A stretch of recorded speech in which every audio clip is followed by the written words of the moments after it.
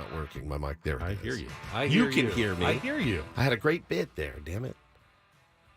He said, "Jukebox hero." I said, "A TikTok hero." Good morning, everybody. Ben and Woods 97.3 The Fan. Great to be here with you. Yeah, your boys have made it big time. You know, I thought when we had our own beer brewed, the Tier 1 Pale Ale from Virgin, which released last Friday, I thought, well, this is it. This is as high as we can go. Now, Paulie has come in this morning to tell us that that we are TikTok stars right now. Yeah. And I'm feeling very, very good about that. And we'll make $3 off of it, I think. Actually, we'll make $0. $0 off of it, which is even better. So it's just for our personal edification. I think you need like 1,000 followers before you can monetize. Perfect. Well, go follow us on TikTok, please, ASAP. And yeah, we had 500 yesterday before we posted a video. Now we're up to like, I don't know, over 700 followers. Look at us, man. We are getting there. Getting there, but yeah, posted a clip yesterday. If you hadn't seen it, it was about Nick Castellanos. We had the story in Don't Do This, and it was pretty innocuous. It was literally just Woods reading a tweet, list of every time Nick Castellanos has homered after a historical event. I put it all together, packaged up, put it in a 1-minute video, and then put it out on, Instagram, YouTube Shorts, TikTok, like all of it. And boy, did that catch on TikTok in particular. Yeah, it's great. It's great. It's nice. It's weird being a TikTok star now, but we could talk about that in a minute. Let me introduce the show. I'm Woodsy, and that's Paul Reindl. He's the executive producer and TikTok producer of the Ben and Woods program. I wouldn't even know where to log into our TikTok. I promise you that. Oh. Cannot figure it out. I can't even figure out Instagram Reels yet. I've worked hard on a couple, and they always go to S, so I just bail on them. But Paulie's got that stuff down. Ben Higgins is your friendly neighborhood sports anchor. You also have 0 logins to really any of our stuff. You couldn't answer from the Ben and Woods X account. If you don't reach out to us via TikTok, just a heads up. Yeah, because we don't respond. I open it up, post the video, and close it right back down. I'd like to welcome to the program this morning. We've got a new chat member, and he goes by Unsaturated Fats. And he says, I'm my first time in the chat. Let's see how this goes. Well, welcome to the chat. Keep it clean. You don't have to keep it clean. Just keep it friendly. Just be nice. Yeah, you don't have to keep it clean. You can get filthy in the chat. I kind of like it. But just be nice. That's really all we ask. But, Carlos says Sammy's going to come after us for messing with his turf. Yeah, I mean, that is his domain, dude, TikTok. But it is weird. I woke up this morning. I wasn't a TikTok star, and now today I am, and I got to tell you, I feel a little bit celebrate different. With some Tide Pods. Yeah, exactly. Just eating Tide Pods for clout, but I feel different. This is what it's like. You haven't introduced me yet. So I didn't introduce. Oh my God, Ben Higgins, your friendly neighborhood sports anchor, joins us. Here, I mean, sorry. Sorry. Waiting for someone to say hello. You may speak now. This is what happens when you become a TikTok star. You leave everybody behind. 5 minutes into the show. Yeah, you gotta get rid of some of the smaller memories, to make room for the big ones. Not that I wasn't already feeling a tiny bit insecure because Paul edited an amazing video. Yeah, you're not in it for TikTok. And I'm not in it. Paul found just a small clip of himself to stick in there, but there is no Ben at all. He didn't talk. He didn't say anything. You can go back and watch. Because when your co-host is on a roll, you let him go. You let him go. I did the right thing. That's just good radio. I stood back, but I didn't appear in our viral TikTok video. So who's this Ben guy? I had no idea. Doesn't get introduced. Barely talks on the show. Not on any of the videos. I mean, I might as well go home at this point. No, I think I'm going to need you here. Especially after no game last night. I'm going to go ahead and need you here. I'll tell you what. You want to log in and edit it? Yes. Please, by all means. From now on, just put like one still shot of his face. This is Ben, by the way. It'll be the still shot. The preview, like when you're looking at the grid. They're just all pictures of Ben. No, you did a great job on that video, man. I watched it a bunch. It was very well edited. I watched it a bunch myself. I was dying laughing, dude. It was really, really well done. Everyone have a decent enough day yesterday? Ben, Paulie? It was okay. It was not great. I mean, no Padre game to look forward to. And they needed me to do what is really kind of a grunt job on television last night. What is a grunt job on television? I don't know. For me, it's So we had Wale, our anchor, was out in the field for the 5, the 6, and the 7. But when you're out in the field, there's always the possibility of technical difficulties. So they need someone back in the studio just in case, the feed goes down to take over anchoring. Ready, suited up, mic'd up, sitting at the anchor desk, lights are on. And I had to do that for 2.5 hours, but there was never any technical difficulties. So I just sat there for 2.5 hours waiting for my big moment that never came.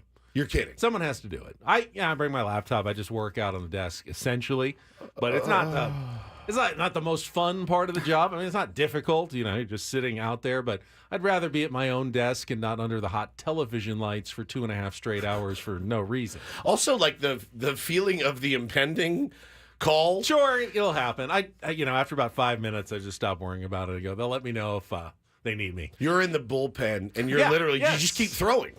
He's throwing. He's just throwing for 6 innings. I'm not even throwing. I'm maybe like doing the arm bands, just swinging my arms around a little bit. That's about it. Clearing my throat every once in a while, just in case.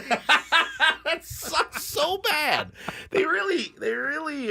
TV is a little bit. And listen, I say this from a position of radio, which everyone has told me since the day I started is dead and dying. Now, we're doing better than we've ever done. So it's hard for me to wrap my head around the radio is dead thing. Our chat is, people are commenting, people are listening. That's great, and you live for that. TV, I feel, still does it a little bit weird, I think. I feel like there's a better way to streamline what it is that you do in this year of our Lord, 2024. Well, we've been trying a little bit more. As other stations, I think, are doing less. We're trying to get more anchors and reporters out into the field. That's excellent. Do more local coverage, like really dive in where, zig where other stations are zagging. For sure. But it does require a couple of compromises, like sometimes someone's sitting there on the desk for a couple of hours. Well, and I do my part, They've made a lot of changes from when we first started. When we first started this program, I was legitimately worried. I would tell Paul all the time, he's not going to make it. Yeah. You cannot come home and get home in bed at 1 and then get up at 4:30 for this. You can't. That's not sustainable. It's not. There are meth heads that can't do it. They're like, meth isn't even working anymore. It doesn't even do anything to me. But Ben is clean as a whistle. He doesn't do any stimulants or anything like that to keep him awake. Barely does coffee. Yeah, caffeine. But I would tell Paulie all the time, I'm like, we need to have a plan because he's going to quit because nobody works nights and mornings. Nobody for any extended length of time.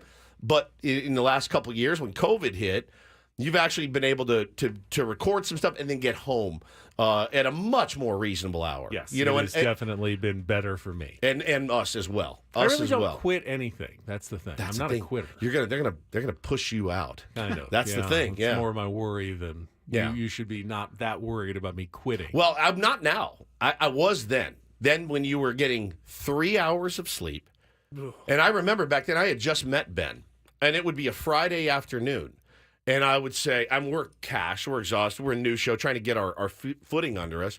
I would say to Ben, I'd go, so what do you got going the rest of the day? And his head would drop. And I'd be like, it's Friday, you don't have to work tonight. He's like, no. He's like, but Shelly wants to learn how to be a blacksmith, so we're going to blacksmithing classes after the show. And I would scream. Remember, I would scream at him? Sculpt our own bowling balls. Yeah, dude, I would scream at him. I'd be like, you get your ass home and take a nap. Like, I would be yelling at him so much.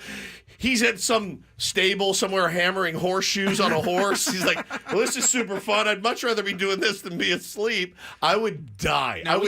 It killed me. We started as a show March of 2018. Ben, what did you say? It was like that up until the pandemic? Yes. Yeah. Absolutely. 2 years? 1 a solid 2 years? 1 a.m. this cat would get home. It was 1 a.m. and then up at, we started at 6 for a while. And then we went to 5. And you came in at 5:30. That was really hard. I came in about 5:25, 5:30. But that was the most brutal. That was incredible. Wow, that was hard. It was absolutely incredible. I had man, I will tell you, I don't like to brag, but I thought yesterday, potentially, in my whole career of dadding, I think yesterday was my best day I ever had. I saw Bo winning a Gold Glove award at the Padres camp. I take no credit for that. Not at all. That's all him. That's all him. He puts in the work. So all I do is roll the grounder. What else did you do? So got out of here. Listen to this. As far as a dad goes, right? Got out of here. I went straight to the gym. I got a nice, strong workout in. I went home. I meal prepped. I got everything laid out. I had a delicious, healthy meal. I prepped some stuff for later. Then I went to pick up Bo from camp. Then I took him to his brother's T-ball clinic and played ball with him and his buddy Jackson. And then from there, I took both kids home. I showered them, bathed them, got them in their pajamas. I cooked dinner. I cleaned the kitchen and then put both kids to bed. That's about as elite of a job as I can do. And I got in bed. When I got in bed, I laid down to watch some baseball. I was like, how do single parents do this? Because if I had to do that every single day, I would die. Where was Mrs. Nancarrow Woods? Mrs. Nancarrow Woods, she had to work yesterday, and then went with her mom. Her mom's looking at a new big van, like a Sprinter van. Nice. So they went to look at that. And so I was like, I got it, no problem. And I kind of like the challenge. I don't want that challenge 7 days a week, but I like hey, I need you to really, really crush it today. And I felt good, and I slept well. Like it was a good dad day. I chalked that one up on the big board yesterday. Nice. Tell you, hammered a skin to the wall. Once you really give up on the idea of a lot of me time, yeah, it's very freeing. Yeah. You just can just dive in and get everything done and not worry about it anymore. I said, man, I would really like to order in because she's not here. I can just order. And then I go, no, I'm committed. I'm going to make them some healthy meals. I went out to the griddle, little shrimp, little chicken, some veggies, did a nice healthy meal. And I went to bed feeling very accomplished, very accomplished. Watched some baseball, had some Twitter arguments. It was just a real solid day in the Woods household. I think the hypnotism is working wonders on you. You might be right. Just a better person my since mind, last week's hypnotist visit. My mind does feel a lot more clear, and I do feel a lot more at peace and a lot more confidence, which is great. So we'll see how long it lasts. What was his name? Dr. Ken? Dr. Ken. Dr. Ken was awesome. I really enjoyed him and that experience in here. But yesterday was one of those days where I was like, I beat my chest a little bit and it was really sweet to see Bo win that. He was at Padres camp, actually, which was really cool. It was out at Stagecoach Park by La Costa Canyon. And I show up down there, and the coolest thing was there were kids from teams that I've coached of Bo's that I hadn't seen in forever, and they all ran up to me and gave me a big hug. And I was talking to their dads. They're like, dude, they all want to play. We all want to keep, the team together. And seeing these kids still out there playing baseball warmed my heart. And watching Bo, they did a deal to win the Gold Glove. You start with all these kids. And the guy rips ground balls at it. If you bobble it or make a bad throw, you're out. Right. So it gets down to very competitive for the year 2024. It's so cool. So it gets down to Bo and his best friend Jackson are the last two remaining kids I coached. I was very proud. And Jackson Budu won, Bo won. Everyone dogpiled him, and he was on cloud nine. So it was a really cool moment and really, really sweet day. So when you get that mug that says "World's Greatest Dad," I can drink out of it today. Feel like you earned it today. I've got a sticker on my water jug. Best dad. Best dad. Look at that. It was a special, special day. The food is what made me the most happy because I get lazy with, we have kids. You're like, what do you guys want? You want Chick-fil-A? You just order stuff. And I go, man, I got to make a more committed effort to try to feed them a little bit better. So I packed their lunches as well. Like I was really, I was pretty proud of myself. Well done. Thank you, sir. Take today off. No, can't do it. Got to. That's the thing. I think about my mom when she was a single mom. I'm like, she didn't take any days off. None. There was never any days off. Paulie, you had a single mom too. There's no days off, dude. No, I don't know how they do it. Laundry's got to be done. People got to get fed. Bills got to be paid. I'm like, how did they do it? How'd you get anywhere? Like, not everybody has a dad that gets off the air at 10 a.m. and can squire them around town. How do you do it? I guess now I'm thinking about it, I walked. Walked everywhere. Rode bikes. I was able to walk. It was Bo's a long walk. 6. I'm not letting him walk anywhere. He rambled off last night at Taylor's clinic. I was like, the pedophiles over there. I'm like staring at him. So I don't know how you do it, but all the single parents out there, my hat's off to you. You guys are incredible. Tip my cap to you, Woods. Thank you, Very sir. Nicely done. Appreciate it. All right, let's get going. It is Tuesday morning. Padres resume their longest road trip of the season. We'll set the menu for what's coming up today, including Jesse Agler. A little different time since he's on the East Coast. We'll let you know all about it when we come back right after Kelly's first check of traffic. It's Ben and Woods on San Diego's #1 sports station, 97.3 The Fan.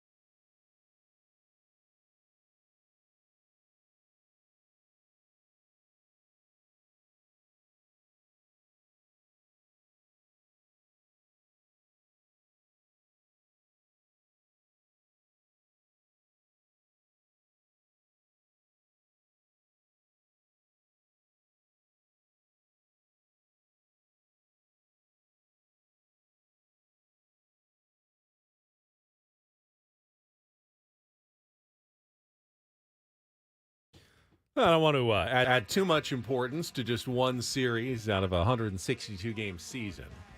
It's must-win, though. But feels like a pretty big one coming up for the San Diego Padres on their longest road trip of the year, 9 games, East Coast. Already took 2 or 3 in Cleveland. You still have 3 in Baltimore against another fantastic team coming up. But this is kind of the opportunity in the middle, 3 against the Washington Nationals. And we'll talk about the series coming up later today. Them taking 2 out of 3 in Cleveland actually buys them a little bit of wiggle room against Washington. I'll be honest, when I looked at the schedule a couple of weeks ago, I saw a series loss in Cleveland, hopefully a series win in Washington, and a series loss in Baltimore. That's just looking at the numbers. So to be pleasantly surprised that you took 2 out of 3 in Cleveland really only gets you doesn't make this a must win. Really only gets you a game, though. You know, it only gets you kind of a game's wiggle room. If you thought we were going to go 1-2 against Cleveland, and again, 2 out of 3 against Washington would be fantastic. It's actually 2 out of 3 is kind of your bare minimum. You got to beat those guys. You do. But listen, one game at a time. You win tonight. I mean, you already swept them in San Diego. Yeah. I think asking for another sweep, like a season series sweep, is a lot. You take 2 out of 3. I sign up for that right now. Indeed. But the reason why I say that, and you're right, Paul. I mean, the season's not over if they lose this series to the Washington Nationals. But with the trade deadline coming up on Tuesday, it feels like every game this week for a bunch of teams is kind of make or break. Yeah, truly. It certainly shapes the direction and the conversations of the trade deadline. That's my point. The fact that they won the series in Cleveland, had they lost that series, then if they lose this series, then you're like, oh my God, are we sellers? I don't think anything's going to make the Padres, they're going to turn the Padres into sellers, but there's certainly a degree. Like if the Padres win the next 6 games on this road trip, which I'm not expecting, but if they did, I could see where you justify a little more aggression at the trade deadline and going after somewhat of a bigger name, being willing to deal a little bit more when it comes to the prospects. And if you go 2-4 on this rest of this road trip and you're just stuck there with every other team, 9 teams fighting for 3 playoff spots,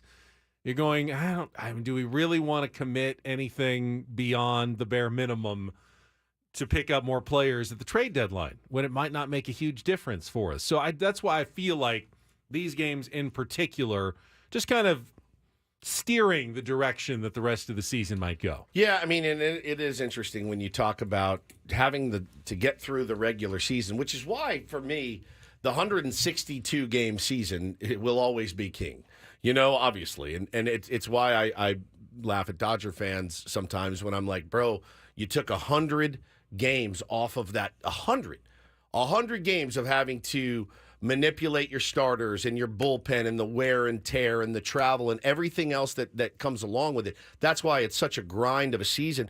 You do feel, though, like if the playoffs started today and the Padres were in it, you look and you go, all right, I've got a healthy Waldron, a healthy King, and a healthy Cease. Let's ride.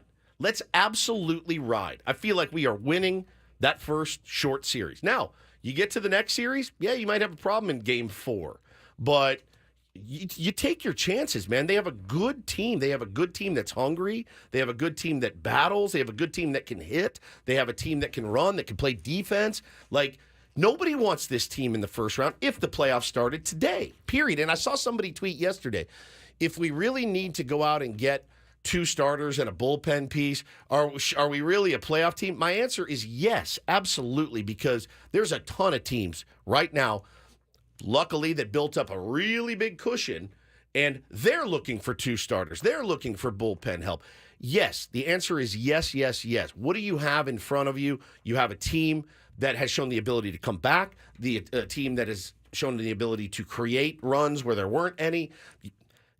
Yes, they are. If you get in, they can absolutely do damage. So I think that you add 100% to this team. Do you think they need 1 starter and 1 reliever? And then weren't we kind of told or led to believe at least that Darvish would let AJ and company know? Yeah. Because if he says like, hey, I'm out. I'm looking like I could come back here in a couple of weeks, then you maybe don't need to go out and get that second starter. I think, or do you need it regardless? Would he be like the third starter if Darvish is like, I'm probably not coming back this year? I don't. There's no when you're on the restricted list, he's under no obligation.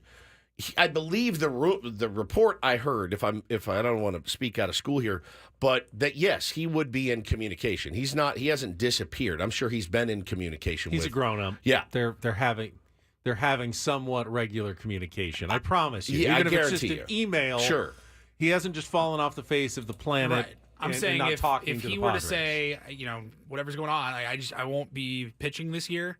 Does that mean they need to add a second starter to the mix, or is that the third starter to the mix? probably a second. I would think if you think Musgrove is coming back, you could probably get by if you're lucky with one more starter, because then you still have Randy Vasquez as a sixth starter at that point. You could get by. If you get you back, then you've got some depth of riches, and maybe you doesn't even know. That's the thing. I don't think it's that you is just stringing them along. Right. He may not know if he can come back or not, and the Padres will have to just make their decisions based on the best information that they have. Tiana in the chat says, by deal a little bit more, do you mean Salas or Vries? Because the Padres want Crochet or Skubal. One of those two would be included. I don't know if there's a mandate that they can't or won't trade those guys, or if it's possible one or both could be on the table for the right deal. But that is exactly what I'm talking about. Increasing your offer, pot committing yourself a little bit more to this season rather than say, maybe it would be better to wait until next year when we could be healthier, when we could be in a better position than we are this year. And we'll have more time to develop those two guys, one or both of whom may turn out to be great Major League Baseball players. And we'll never know if we trade them now. Well, we might know, but certainly won't know in our organization. But neither of those guys are rentals either. It's not just for this year. Who? Like Skubal, you have him for like 3 more years. Yeah. Skubal and Crochet both have years of control left. But I mean, it's tough, man. It's tough. I watched Ethan Salas, and I believe in Ethan Salas, but Leo has moved to the top of the heap for me. After the July that he's had, after his slow start, watching what he's been able to do, he's an electric type player. It feels a little like the Tatis path, once he broke out in the minor leagues, it was watch out, this is a rocket ship. Yeah. Even more so than Salas at this point, just what he's been able to do and the eyes that he's opening in the minor leagues. Pretty impressive. We got to take a quick timeout. We will continue the Padres talk here for the previewing the series against the Washington Nationals. Potential arm out there to go look at. Yes. Some interesting news. 1 week away from the trade deadline in Major League Baseball in the NL West. We'll get to that coming up. Then in our 7 o'clock hour, Take on Woods and Don't Do This. And Jesse Agler a little bit earlier at 7:35 today, joining us from Washington, D.C. with the Incorporator. First appearance of the second half of the season for the voice of the Padres. First half of the show, and then second half of the show, we may have a chance to take some calls from Padres fans in our 8 o'clock hour Reindl Report, and we're going to give away some more Sebastian Maniscalco comedy tickets coming up at 9:20. So stay tuned for all of that. It's Ben and Woods. We'll be right back on San Diego's #1 sports station, 97.3 The Fan.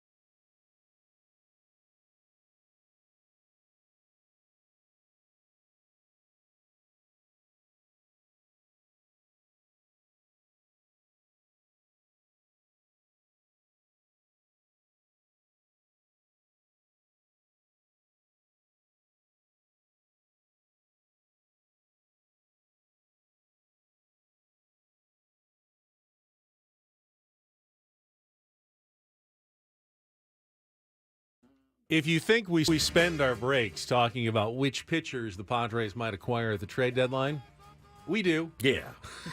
It consumes me every year at the trade deadline. I know that, the speculation is sometimes a little bit silly because we don't know any better than you do out there who A.J. Preller is actually talking to or targeting, but he's talking to everybody. Yeah. And he's targeting everybody. That's how he operates. So there's literally not one. I don't think there's one trade that could absolutely shock me anymore. No. I've been shocked a few times by A.J. Preller. And Gunnar Henderson. It would shock me. Like, the Padres acquire Gunnar Henderson. It would shock you because you wouldn't ever think the Baltimore Orioles would and they wouldn't trade them. But, like, Max Scherzer, fine. He's found a creative way to make it work financially and work. Wouldn't surprise me at all. Skubal, of course. Crochet, it could happen. The dozen other guys, 30 other guys. It's going to be hard to surprise me at this trade deadline. The only thing that would truly surprise me is if we did absolutely nothing. That would be the one thing that surprised the hell out of me. They do nothing. They just totally stand pat. And I think you're absolutely right because there's no reason to do nothing at the trade deadline. You can't do nothing. In fact, there's an intriguing... Has A.J. Preller ever done nothing? There's an intriguing name out there where you basically don't have to do anything right now. Yeah. If you're interested, we'll talk about that right after a check of traffic here on 97.3 The Fan. From the 97.3 The Fan Traffic Center, here's Kelly Danick. Traffic is sponsored by Air Max, San Diego's highest-rated heating and air company. Visit them at airmax.com. Guys, I got nothing. No incidents or accidents to report. Start to see the usual, slowing in the usual spots. We're looking at you, westbound 52, heading out of Santee, but at least no problems getting in your way. Looking for the best in HVAC? Choose Air Max, San Diego's highest-rated heating and air company with free diagnostics on all repairs and estimates. See why over 1,300 happy customers again. Air Max 5-star Yelp reviews. See Air Max today at airmax.com. I'm Kelly Danick with Ben & Woods, San Diego's #1 sports station, 97.3 The Fan. So yesterday, the Dodgers made a move that surprised some people. Including a lot of Dodger fans. When they designated pitcher James Paxton for assignment. And you think, well, what? He's a veteran over the hill. He's had a rough season, right? Not exactly. He's 8-2 with an ERA in the mid-4s. Certainly not a Cy Young Award winner. He's gotten tons of run support. Tons. But the Dodgers have done well in his starts, and he's been durable. He's made every start that they've needed him to this season. The only Dodgers pitcher to do so.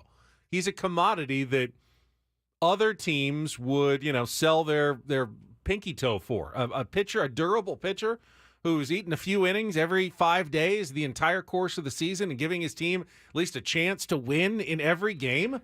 Funny you say that. Their record with him on the bump starting is 14-4. Now, again, the peripherals on James Paxton are not good. Now, when I was lying in bed the other night watching Dodgers, Red Sox, the recency bias bug crawled up my arm and bit me on the neck. I watched his start, and they were marveling at his start because for no reason.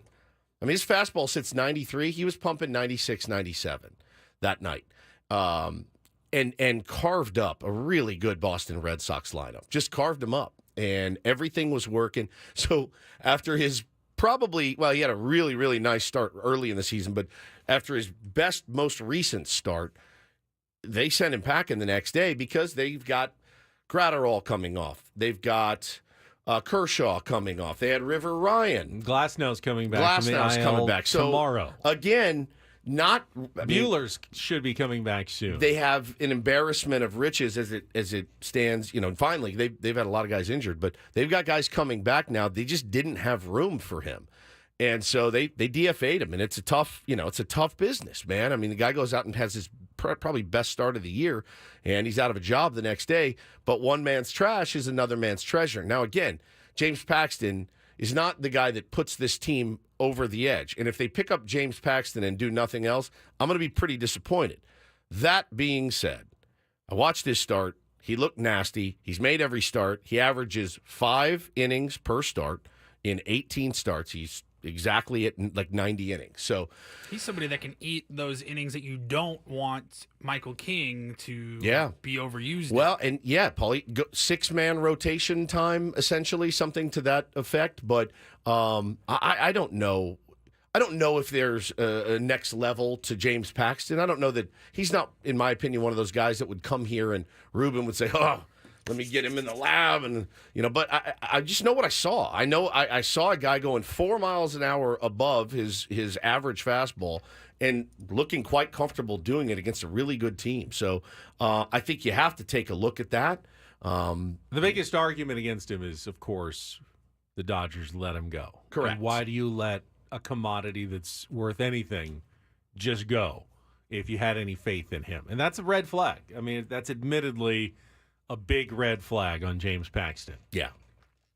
But maybe, the Dodgers, as you said, just have no spot for him and too many resources at the moment. And people comparing him to Dick Mountain, and Dick Mountain throws 83 miles an hour. This guy was, again, I'm telling you, I watched it the other night. I'm not saying like this is a guy that you have to have, but if you need somebody to eat some innings, he's cheap and he's there and he's healthy and ready to go. The list of teams that are sellers is finally expanding a little bit. It grew by one yesterday when the Cubs essentially waved the white flag on the season publicly when GM Jed Hoyer said that any trades they make at the deadline will not be designed to improve the team the rest of this season, but they will be with an eye on 2025 and beyond, essentially saying, we are open for business, selling players, trying to acquire prospects, younger talent, guys with control beyond this year to help us in the future, which is, if I'm a Chicago Cubs fan and you went and spent the most money ever on a manager going into this season after a surprisingly winning season last year, it's not the news I was looking to hear in July, but because they did, those are now some names that are available. Not a ton of pitching names, but Jameson Taillon is kind of a starter that could be on the block, and then relievers, which the Padres need as well. Mark Leiter Jr., former top prospect, Hector Neris, and Tyson Miller are guys that are being mentioned as possible pitching trade chips from the Chicago Cubs. And who were the ones you just listed when we went to break from the Texas Rangers? So, the Rangers, they were talking about it as a team that's going to be very instrumental at the trade deadline. Had a few names, including old friend Kirby Yates was on that list. I think there was a couple of other relievers. Max Scherzer was on the list. Andrew Haney. Andrew Haney was on the list. Leclerc. There were some pitchers there for sure. Yep. So the Rangers are a team to look at as well as the Cubs now. Dealing pitching and looking like, in a good spot with all the teams that need to acquire it. They're ready to perhaps, try to cash in on something right now. Do we not think that A.J. Preller will add a Texas Ranger to this roster? At some point, he gets far enough away that there's no one left in that organization that, he used to know everybody and he knew the ins and outs of the Texas Rangers organization. It's been 10 years since he's been there. Yeah, I know. But we still add Texas Rangers whenever we can. But it should be going less and less in the future. It should be. There's no reason why AJ would have any more affinity for Texas Rangers at this point. I get it. The first 5-6 years, absolutely. But now, why would you have more affinity for the Texas Rangers? Yeah. I mean, the GM you worked with is gone. I don't know why you would, but you could. Gone. Just because they wore a Texas Rangers uniform makes no sense. Sign them up. But if they're available, I'm sure AJ's calling and asking about them. All right, Padres open their series against the Washington Nationals today, and I cannot, for the life of me, find a pitching matchup other than Randy Vasquez for the Padres. Have you seen? Is that confirmed? I couldn't find one. I saw Randy Vasquez. Well, the Padres Shildt have confirmed said there. Vasquez. He said it's Vasquez, Waldron, Cease for the first 3 games. Okay. So they're skipping over the number 5 spot thanks to the off day yesterday. There is none. And they're going to go with those 3 guys. Nationals, even today on their website, nothing listed on ESPN.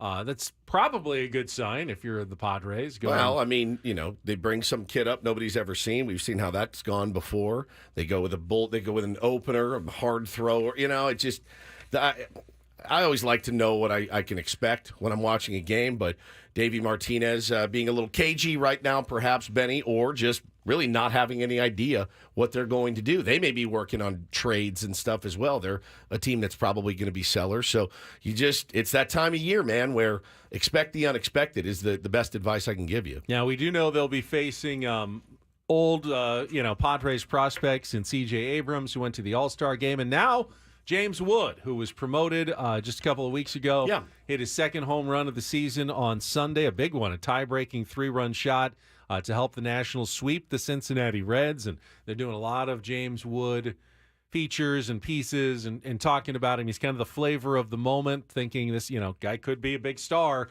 for the Washington Nationals. So there'll be a lot of talk about James Wood in this series over the next 3 days, considering where he came from the San Diego Padres in the Juan Soto trade. Sure. I'm excited to see him play. I've never, I saw his first AB at the big league level. Hopefully he doesn't torch us. But again, a guy with that kind of power in that lineup is a guy that you just try to avoid at all costs, right? You don't need to treat him like prime Barry Bonds, but a guy that has that much pop in his bat, that much slug, pitch around him. Don't let him get you, at the end of the day. So the rest of the lineup doesn't overly concern me. We've seen them. Abrams had a really good series against the Padres, even though the Padres swept that series against the Nationals last month. Yeah, he's an OPS of 819 right now. He's got 15 bombs. James Wood hitting 246, 2 bombs, 673 OPS. He's got 72 at-bats in his young major league career. And will we see Gore this week? I don't know. I'm assuming we will. They have not again announced anything pitching so far for the series, so it remains up in the air what they're going to face. All right, well, I'll be ready. Will we see any holdover from the fireworks that we saw at Petco Park? I can't imagine that there will be. I did see a Nationals fan tweeting yesterday something to the effect of, "Well, the players haven't forgotten," and I'm still again. We laid it out nice and neat for you the next day. We never hit any of their players. We never, we didn't do anything. We celebrated on our home field after a walk-off. That's what the I'm Padres sure the Nationals did wrong. would love to celebrate on their home field. And if they do, guess what I'll say on the air? Congratulations. Well done. Nice walk-off. I don't care if you look to the Padres dugout and give you the air thrust, man. You're at home, especially if Robert Suarez comes in and goes 97 under somebody's chin, knocks him on his ass, then the guy hits a walk-off home run. Have a ball, man. What a moment. Congratulations. You're at your home ballpark. Do whatever you want. But I thought it was squashed at the time, and I expect it to be squashed now. Now, listen, the first one that goes inside on somebody may start to get the haunches up a little bit, but I thought this thing was dead in the water. We didn't go into the stands and scream at old people like they did when they were here. Jesse Winker just crapped himself the entire time he was here. And they took their eye off the ball when they were here in San Diego. They needed to win that series. And the Padres badly. have no reason for wanting to get any, revenge. No one thought that Mackenzie Gore actually threw at Jurickson Profar. They were just mad at the timing of it and the fact that he wasn't ejected. I thought he threw at him. You did? Yeah. 100%. No doubt in my mind. Unquestionably. And what better place to throw it? Didn't he? Mike Shildt publicly doesn't think he did. But I absolutely think he threw 96 at his ankles. I absolutely think he did.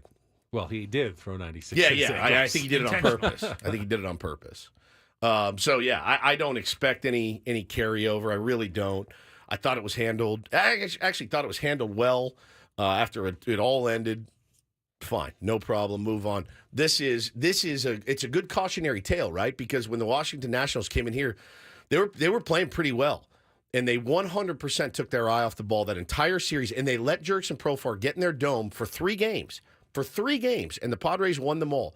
The Padres need to remember that this is a way more important series for them right now. To keep your eye on the prize. You don't have to hit anybody at all. Just try to win these ball games. That's the only thing that matters.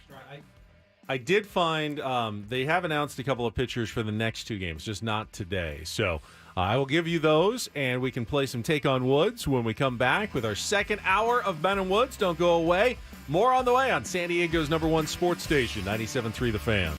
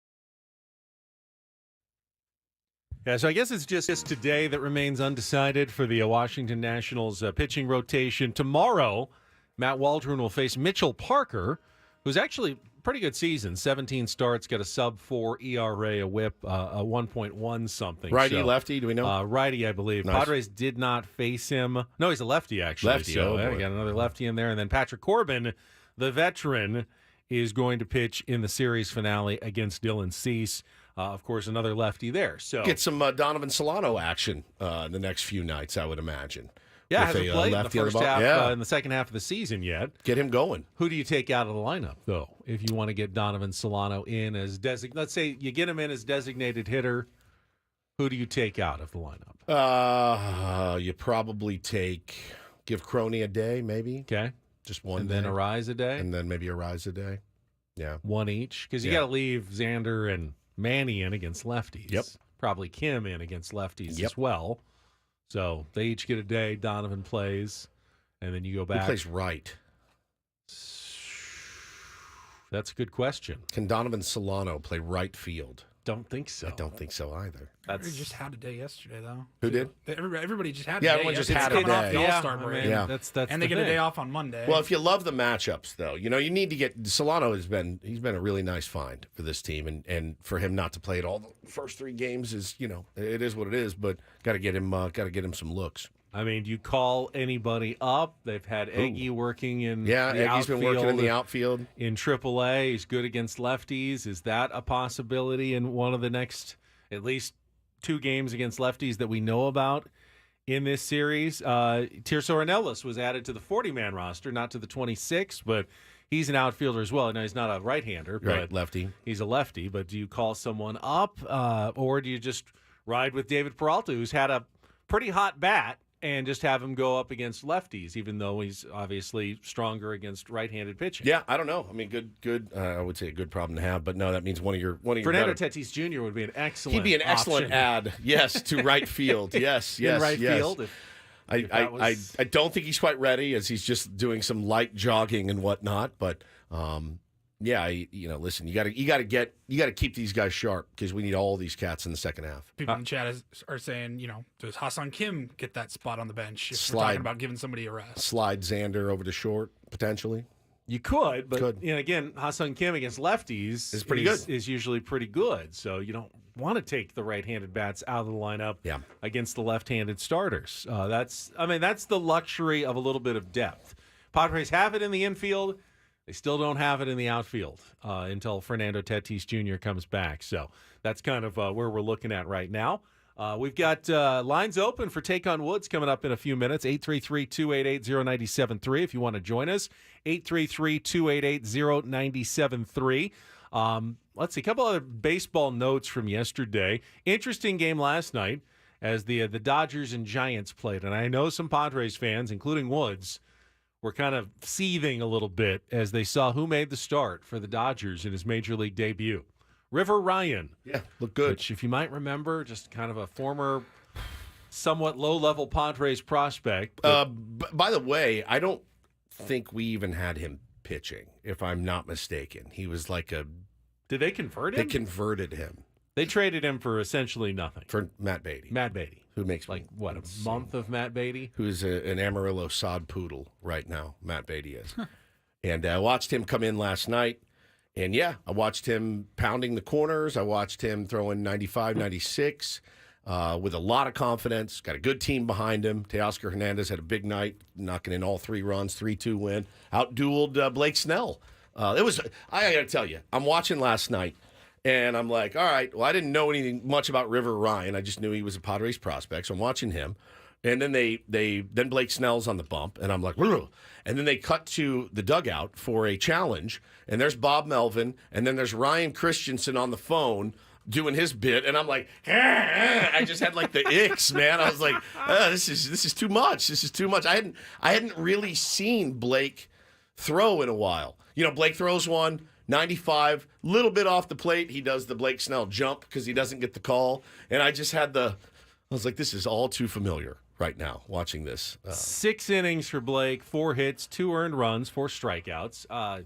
He is definitely looking more like Blake Snell than he was. Yeah. And the thinking is the Giants, even though they're now think 5 games under 500, that they're not going to be sellers at the break. Yeah.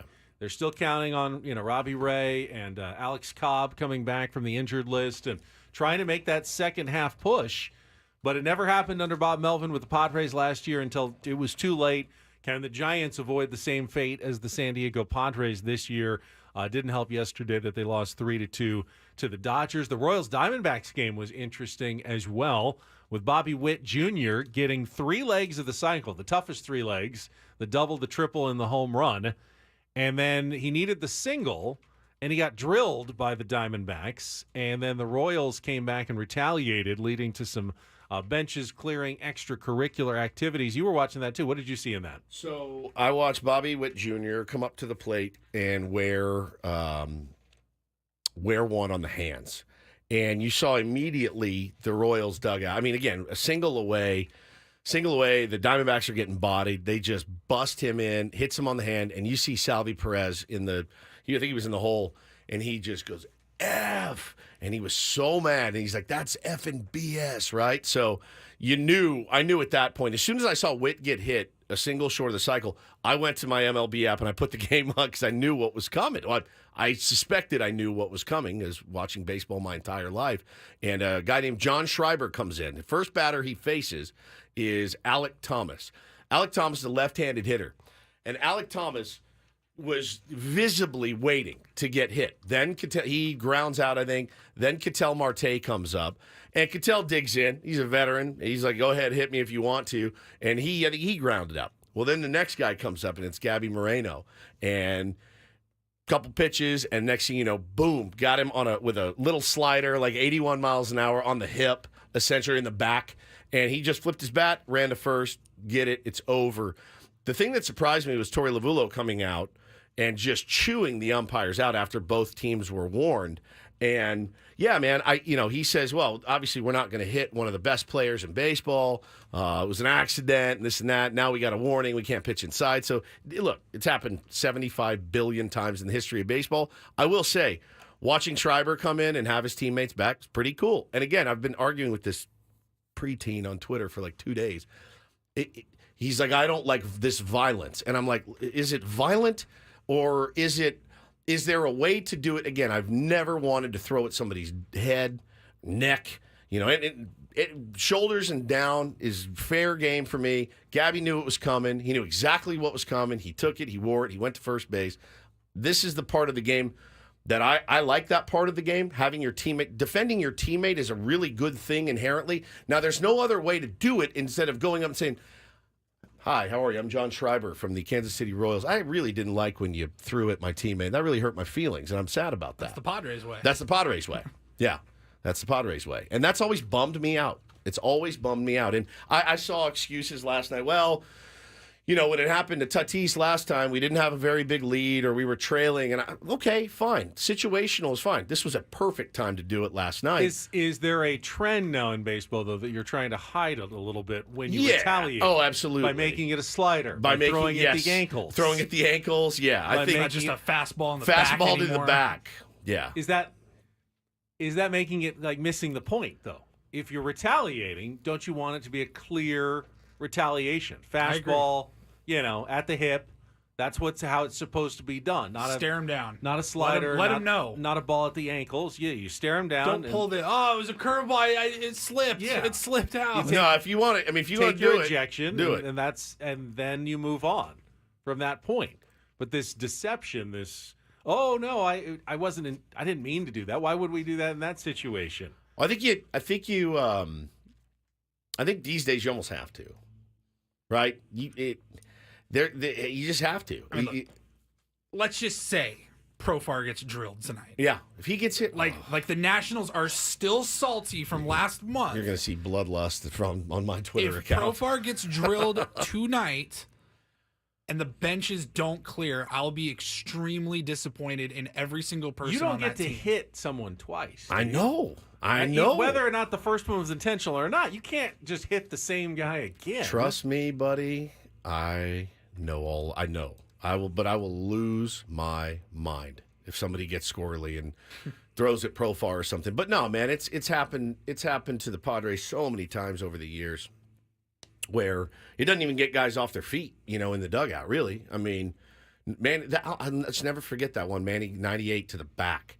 And I looked, they panned over to the thing, and everyone's just sitting there on their iPads, and I'm like, how does this happen? Like, this doesn't happen in adult league. You know what I mean? Like, I would like to see a little bit more of that from the San Diego Padres. Again, not calling for violence. I'm not calling for you to beat him with a bat. Hit a guy in the hip and let him know, hey, man, don't bust our superstars up and in around their head or their neck. I don't remember who was pitching for us, but wasn't it Seattle and J-Rod? Like, we threw high and in or something. No, I don't think it was intentional, but still, ball went towards his head. They went. And the whole Mariners team jumped over the rail and was ready to go. And I'm like, huh. That's okay. And look, I'm not saying good. All we've heard this season is good things. Good things good about how much they love each other and pull for each other. All right. Well, we'll see. I mean, this could be a test this weekend or this week. I don't think it is. I don't think the Nationals are going to do anything, nor should they, because it's over. This is over. There should be no bad blood. I agree. It's total hypothetical though. If something happens, I mean, dude, there's no other opportunity. You have to go out there. And the Royals were enjoying the luxury of a nice big fat lead last night, and that certainly helps. Much easier to do it in the next inning instead of I'm going to put this in my pocket for down the road. Mike Shilt's pockets must be overflowing right now with memories and IOUs right now. Well, if you always wanted to take your shot at Stephen Woods, now's the time. Let's get to it. Take on Woods.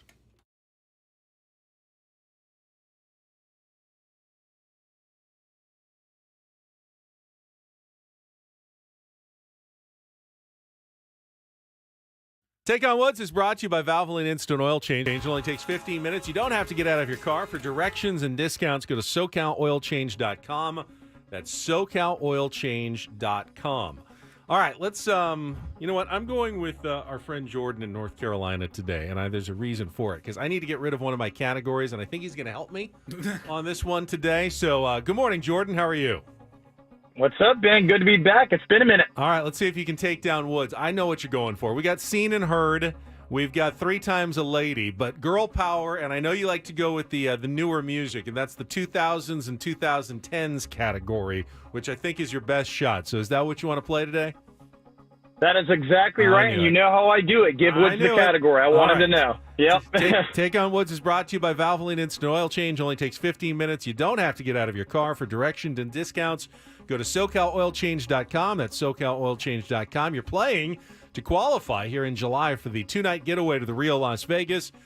2 nights, the dinner for 2, the day bed at the Rio pool, newly remodeled rooms, new ownership, 4 brand new pools, and a new food hall. Book now at RioLasVegas.com. So girl power, all the song titles end in the word girl. You have 60 seconds. You know how it works. The first questions are 2-second song. Paulie, going to play the music. You need to give me the title and the artist to score that point, and we'll go on from there. This is your shot, Jordan. Are you ready? Let's do it. All right, 60 seconds on the clock. Again, the category girl power from the 2000s and 2010s.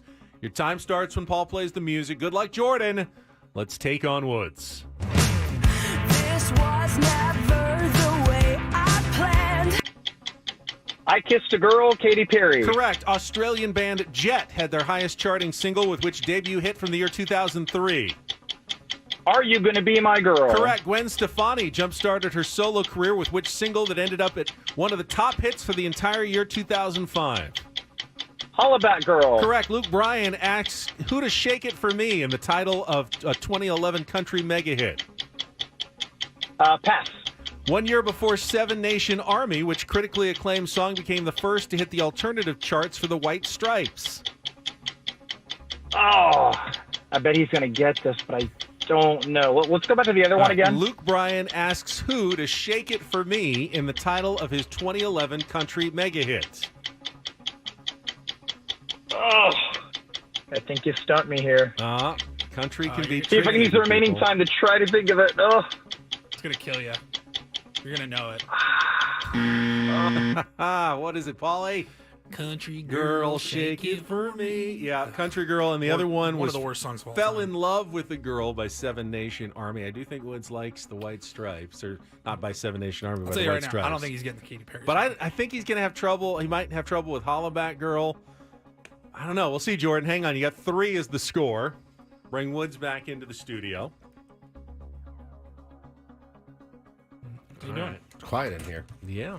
Waiting on you? Just waiting on Woods. That could be a song. Yeah. Waiting on Woods. I'm not waiting on a lady. I'm just waiting on Woods. All right, let's reset the clock. 60 seconds. Woods doesn't get the category. Jordan said, give him the category. Oh, he wants the category. All right, well, it's our last girl power category. Girl power, okay. Yeah, but it's a little more modern. 2000s, 2010s. Oh, boy. It makes it a little tougher for you. Yeah, a little bit. All right, 60 seconds on the clock. Your time begins when Paul plays the music. Good luck, Woods. Let's take on Jordan. This was never the way I planned. Pass. Australian band Jet had their highest charting single. Are you going to be my girl? Correct. Gwen Stefani jump-started her solo career with which single that ended up was one of the top hits for the entire year 2005? Hollaback Girl? Correct. Luke Bryan asked who to shake it for me. Country Girl. Correct. 1 year before Seven Nation Army, which critically acclaimed song became Fell in love with the girl. Correct. Back to our 2-second song. This was never the way I planned. Is it Paramore? No. All right, well, I'm out then. You did win, though, 4-3. Oh, you beat Jordan. He was confident. He liked the category. He knew the modern music was his best chance. I thought that was the most famous song of the 5 that we played. Who is that? It was I Kissed a Girl Katy by Perry. Katy Perry. I was going to say Katy Perry. Damn it. But you got the other ones, including the country one, which sometimes trips you up. Yeah, the Beavis. He looks just like him. What do you want me to say? He looks just like Beavis. He's very famous and successful. He looks identical to Beavis. Doesn't he? I can't tell. One of them's a cartoon character. Not even that Paulie, you're sharply my back drawn on this. of a cartoon character. He looks just like Beavis. Paulie can call it up in the chat over the break. We go Yeah, side by I see it. side. Yeah, it's identical. It's like the squinty It's the eye. squinty eye. You put him in an AC/DC shirt or something, yeah. it's over. It's over. All right, we've got Don't Do This coming up next. Actually, we got a fun Do This coming up next involving friend of the program who had a big night. We'll get to that after a check of traffic with Ben and Woods on 97.3 The Fan.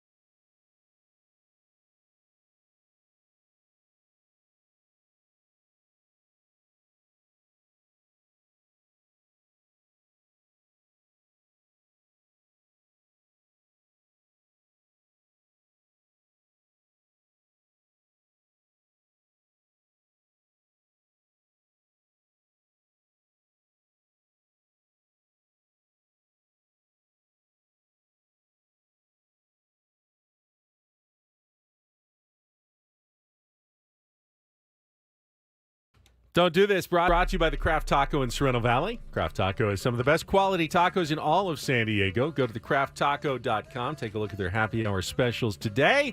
Thecrafttaco.com. A mini don't do this to Stephen Woods, who apparently has confused Beavis with Butthead. Butthead. He looks just like Butthead. But Luke you feel Bryan. like Luke Bryan looks like I mean, Butthead. look at it. It's pretty similar, I'd say. That's identical.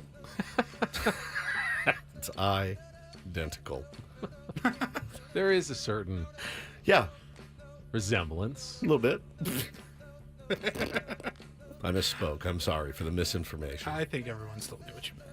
All right, I'll get us started. Don't spread false rumors, fake news. Like I as it just were. did. Yes. This comes from the Olympic Games, getting ready to start in just a few days. And there was a pretty big rumor going around among the athletes that the Olympic Village, the rooms, were equipped with cardboard beds that were not going to stand up to, let's just say, the rigorous nature of young, virile Olympic athletes. I don't know what you mean. Explain. Well, there's certainly been a history at the Because Olympic they thrash Games a lot in their sleep. No, you get people from different countries together for a couple young people, Right? and things happen. Like what? Relationships form. How, like friends? Couples Friendly? couple up. Doggy style. They're reportedly pound town. So yeah, the rumor was that they're just like these rickety They're made out of cardboard. They are actually made out of cardboard. cardboard. Two of the first athletes to arrive, Tom Daley, European diving champion, Irish gymnast Reese McClanahan. Like some of the greatest athletes in the world. Yeah. The pinnacle of their life. They get to sleep on cardboard beds. But there's Can't actually get them a decent bed. They showed and they did videos, and the gymnast was like jumping around doing flips, jumping on the bed. It stood up to anything he could throw at it. Whatever they've done with the cardboard. And there's a mattress on top of the cardboard. It's just the frame. Carnal relations. It's all held up. So they're not worried about. They actually thought like they did this on purpose to discourage the athletes from getting together. Yeah, because in the room. Because how many times have you been about to make love and then you said, "Oh, my bed isn't. We can't do this." You can stand. You can get on the ground. Remember the last Olympics? You could get in a bathtub at your resort. You could get into a balcony. You could get into a closet. You could sit down on the ground. There's many, many ways. Where there's a will, there's a way. Weren't allowed to at the last Olympics because of COVID. Right. Now they can go back to freely congregating. Love. Right. And apparently the Olympic Committee is providing 200,000 condoms at the Olympic Village just in case. They need that many for 2 weeks. I mean, there's a lot of athletes. That's a lot. That is. That's a lot. I mean, there's just not that much free time. Oh, my God. Woods, why don't you take us to a little do-do Let's this. do it, do this. We'll go positive. DD Mega Doo-Doo. Top of the morning, and congratulations to our beloved Brian O'Grady. Yes, he won the home run derby. What's the American Association? The American Association, the league that he's playing in. Yep, plays for the Kansas City Monarchs, I believe is the name of his team, and dominated yesterday. It was him. It was actually him against a teammate in the finals, and BOG, who has really found his swing. I mean, he's been grinding hard on it, and I would love to see him get one more Dare shot. I say, bring him home. Bring him home. BOG wins the American Association's home he run was derby. the last hitter. Yeah. And he needed one more run. One more to get it. To win the derby. And he got it done. Here's what it sounded like. Come on, Hill. Just between us. High in the air. Deep to right field. was Will cheering this against end him. it? Brian O'Grady. Goodbye. He is your Jeremiah Johnson Home Run Challenge champ.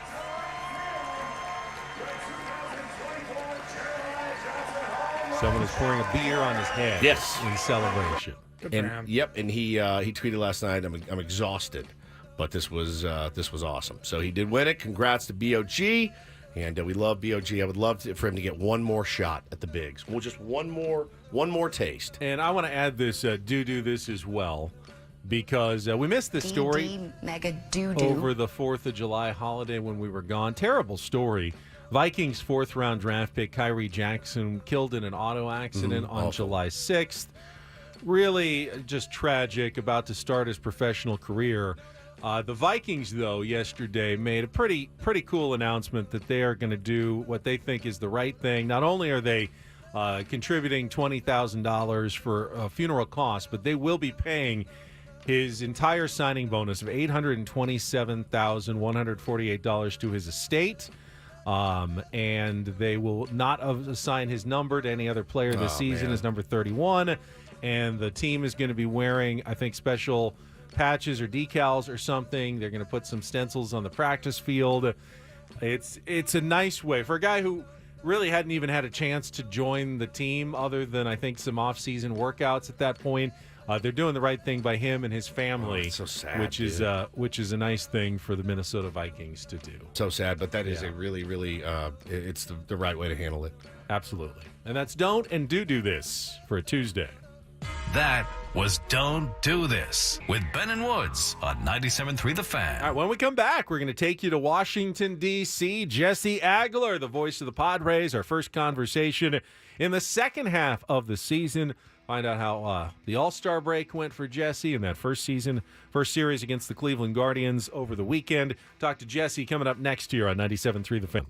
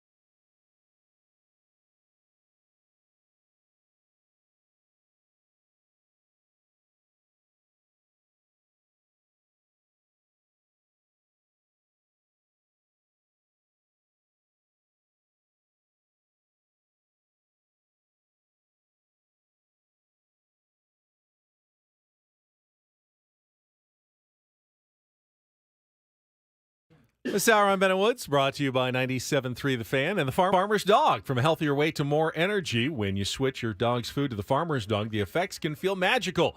What sorcery is this? None at all. It's just real food made for the health of dogs. Get 50% off your first box at thefarmersdog.com/radio. Just had a thought. If I'm not mistaken, wasn't the first ever incorporator done in Baltimore, where the Padres are heading in just a few days? Because it was mayonnaise, and Jesse weaved it into a tale of crab cake recipes. Oh, God, crab with cake Uncle sounds Teddy. so good.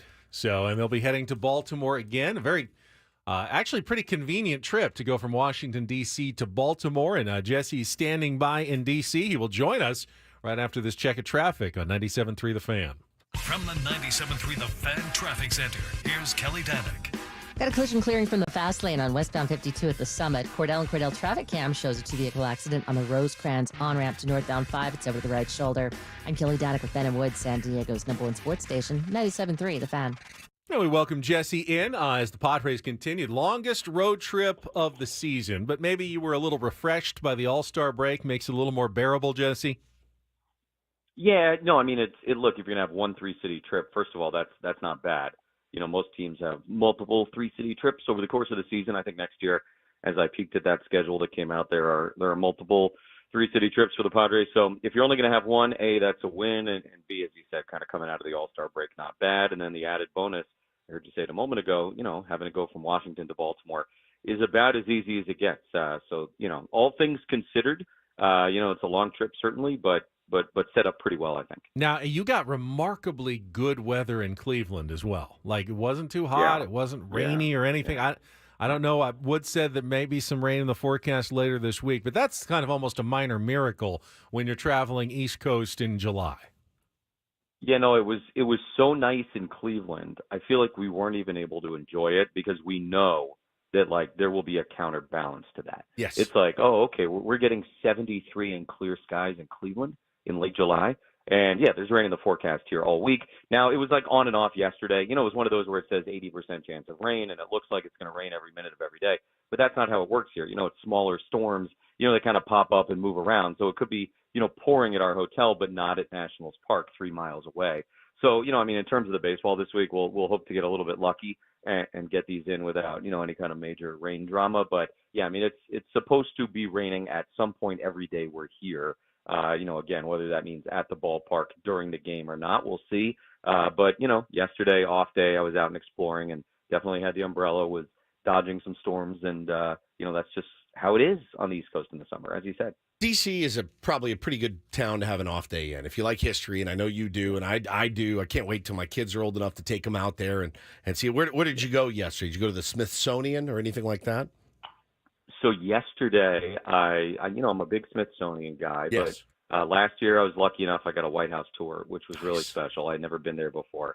So this year I went to the National Gallery of Art, which I had never been to before. Fancy. Which was phenomenal. No, it's great. You know, I mean, that's the beautiful thing, right, about the National Gallery of Art, the Smithsonian. They're all free. You know, I mean, you just walk right in. There's a metal detector, and then, you know, you go off and do your thing. So, you know, if it's not your cup of tea, it's kind of on to the next. But it was wonderful, man. It's definitely an elite off-day city. It's a great running city, which I like. It's a great museum city, which I like. So, yeah, man, days like that go a long way to kind of help you get through the craziness of the city. God, I so appreciate a good running city myself. I just the better the running city, the better it is for me. Why don't you fly out here? It's like 4.5 miles from the hotel, the National Mall. It's easy, man. We get it done in like 35 minutes. 35. Yeah. What's the worst running city? San Francisco? Gotta be. It's gotta be bad. Gotta be bad. No, I love running in San Francisco. Up those hills? I've got a really good route. Well, so you have to be strategic about it. The route I run from our hotel has been well planned over the years. It's one hill at the beginning, and then you're kind of downhill, and then down to the Embarcadero and around the waterfront. It's beautiful. Nice.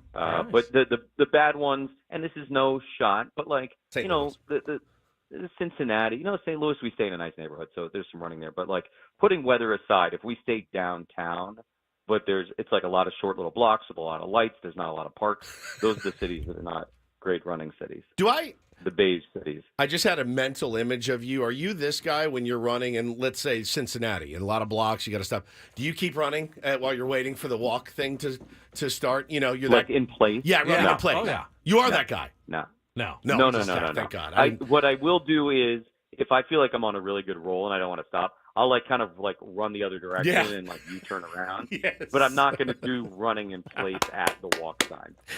I'm so glad that we can still be about friends. All these things. Do you wear Padres gear? Because they have athletic gear when you're running from the club, or you do? No. No. I have Padre gear. Yeah. I try not to generally wear Padre gear unless I'm working, like a polo, that I have. Yeah. Around the house is one thing, but when I'm out and about, not really. Do you think he runs in a Profar jersey or something? Not a jersey, but one of the T-shirt tops that the players will wear spring training. I wasn't sure. I was just curious. I'm trying to paint a mental picture for myself of Jesse running through the streets of Washington, practice D.C. top, for sure. Shorts. I work out sometimes in the Padres jerseys. All right. Jesse Agler joins us this City morning. Connect shorts they have. Yeah, the City Connect. You look so good in those. Me too, with my creamy white legs. It's just incredible. Yeah. With the compression shorts coming out the bottom. It's a good look for me. It's a total give up, man. Jesse Agler joins us live from Washington, D.C. right now here on Ben and Woods. And we were talking about it earlier, Jesse. I'm of the opinion that probably the fireworks that happened at Petco Park, I just a gut feeling on my behalf. I feel like it's probably over, but then again, I've been wrong many, many times. Do you foresee anything carrying over? I guess is it game dependent? If they go high and tight to Profar, will it get the hairs on the back of the neck standing up? It's a fun one to think about, and we obviously have been kicking that around amongst ourselves the last couple of days because it's definitely recent enough and it was explosive enough, that you can't write it off completely. I think what you just said is kind of the thing. As long as there's no further stuff, I imagine. Look, both teams need wins. So I mean, when you get into that position, if you want to distract yourself with that kind of thing, it can really go against you. And we may have seen that with the Nationals, when they were in town last month. But like you said, even if one just gets away, even if it's like a slider, right, and it gets away and it's a bad look, there does come a point, right, where push becomes shove. Yeah. I don't know that, like I said, my gut says, nah, the Padres swept the series. They took care of whatever they needed to take care of. The Nationals obviously were upset after the first game. They did what they thought they needed to do after that. So it should be done. But again, if something happens in the game, you figure maybe fuses could be a little shorter than they would be, had this series been against any other team, because of what happened, fairly recently. So, all eyes on Keibert Ruiz, I guess, as the series begins. But my gut says, so long as there's nothing wonky that happens, it's already done. The Padres got the best revenge last month at Petco. They won all 3 games of those series. They did so in dramatic fashion the first couple of nights. And that last game, remember, the Nats attempted a comeback, but it kind of fizzled out, and the Padres got what they needed, which was a sweep and their best homestand of the season to this point. That was that 6-1 homestand against the Brewers and the Nationals. So, look, at this point, what are they now? 2 games back over 500. You got the trade deadline bearing down in a hurry. Remember, the Padres will not play another home game until after the trade deadline. Now, it'll be 3.5 hours after the trade deadline against the Dodgers on the 30th. But, there's a lot going on here that matters a lot. And so that's mostly why I expect, kind of business as usual. But you never know. And, Jesse, we're certainly expecting the Padres to try to add some pitching help. Yet, argument can be made that the last 3 games, as good of starting pitching as the Padres have gotten all season long. And awesome. They've had good pitching at points during the season, but that series in Cleveland, just your thoughts on what you saw from Waldron, from Cease, and from King. I mean, it's a really good reminder of what baseball looks like when you get great starting pitching. And it's not easy and it's not automatic, and those guys all, deserve an endless amount of credit. But, that old cliche about, good starting pitching being good hitting, it's true. And if you're able to get not only quality starting pitching, but deep starting pitching, you're going to win so many games. It's what it's always come down to in the sport. A million things have changed, since the days of Babe Ruth. But one thing that has not changed and probably will never change is if, and I know it's a huge if these days, but if you're able to get that kind of starting pitching, you're going to win an awful lot of games. And, we saw Matt Waldron just absolutely nasty with the knuckleball. Cease was borderline unhittable in that second game. And then, Michael King basically picked up right where Cease left off, which was remarkable in the final game on Sunday. The Guardians were in a little bit of an offensive lull going into that series, into the All-Star break, as the Padres were. But they got some really talented hitters on that team, including, one of the guys I think is a top 3 hitter in baseball, and Jose Ramirez.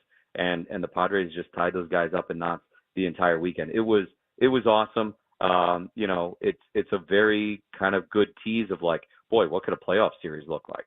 If those guys are pitching like that. But as you said, in order to be able to get to a position where you're able to roll those guys out in a playoff series, you're probably going to need some help.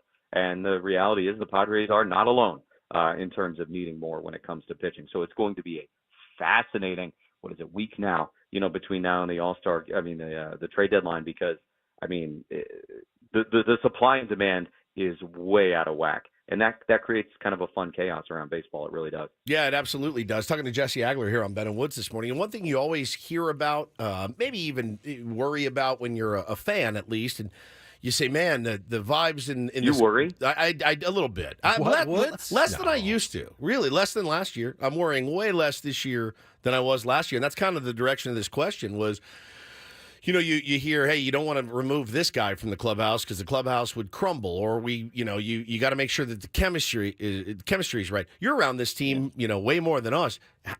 In comparison to last year, is there a palpable difference between the chemistry this year and last? Oh, for sure. Okay. For yeah, sure. we see it. I don't think we see it on. it. You see it on TV. You hear, stuff out of the. You're hearing way less about anything, dramatic going on this year. It does. It's like seem the only words Jackson Merrill knows. We had each other's back. We got each other's We're backs. a family. Yeah, we're family. brothers. It is pretty refreshing to see, and you do worry about chemistry being affected, but if you get the right piece, I don't think you have to worry about that at all.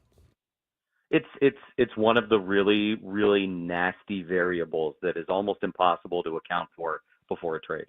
Because look, the reality is, let's just look at this, from a purely mathematical standpoint, like ice cold numbers on a spreadsheet.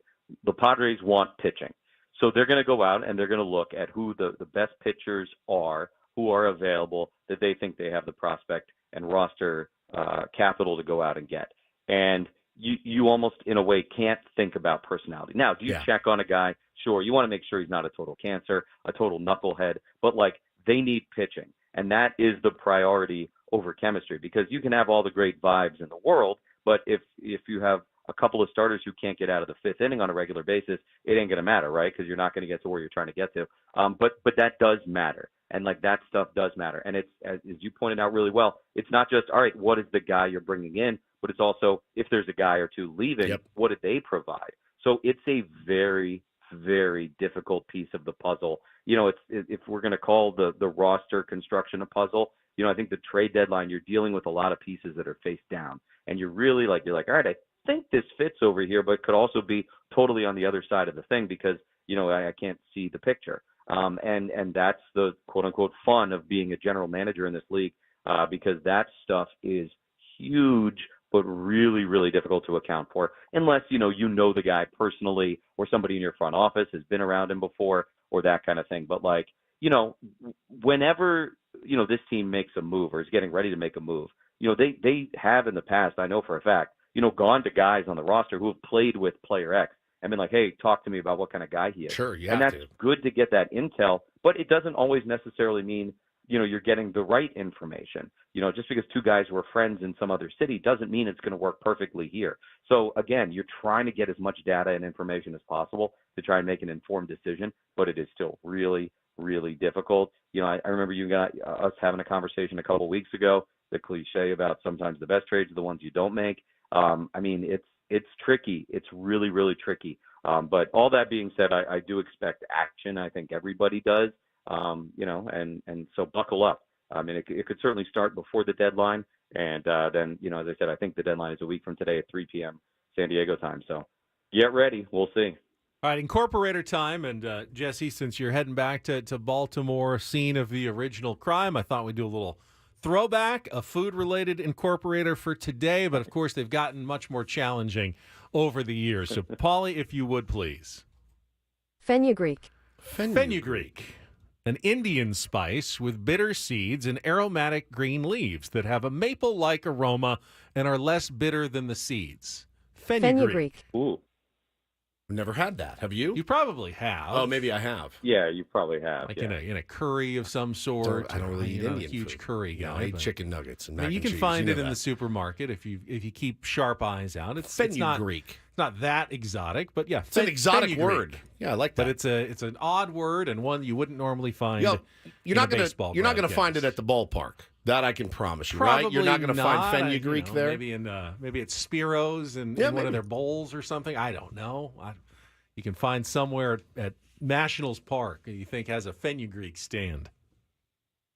Maybe, like an Indian food stand. I mean, I love Indian food, and the number of spices that goes into like every dish is remarkable. If you've ever, looked at a recipe for Indian food, I mean, it's like thing after thing after thing. Yeah. Just delicious. That's what a curry really is. It's a spice blend. Yeah. It's just a blend of a lot of spices. Yeah, you learn a lot on Ben and Woods. You really do. Jesse, have a great rest of your road trip. Safe trip back to San Diego next week for the trade deadline and the Dodgers. When we talk to you next Tuesday, should be an interesting week. I'll be in Hawaii, buddy, so aloha and mahalo. You're taking the deadline off. Wow. Like I had a choice. I just go where I'm told. If either one of us did this, Yeah, I mean, we'd be Well, killed. Ben did it. I did. Remember when And he I got did killed. do it? He did. And I got absolutely killed. Kill me. I'll be drinking a pina colada from a coconut. I don't care. Let's let Jesse go. Thank you, Jesse. Bye, Jesse. Bye, Jesse. All right. There goes Jesse Agler. He said the same thing that Adam said when I submitted my vacation. That's the deadline. Yeah, I don't have a choice. What are we there gonna do? is a chance Couldn't have that just flown out on Wednesday. nothing really big happens, and you'll be like, glad I went on my vacation Yeah. because they didn't do much, and there's not much to talk about. That's exactly right. There could be a massive move. When you left, wasn't it the Scherzer non-get? It was the non-get, Oh, the it was non-trade. excruciating.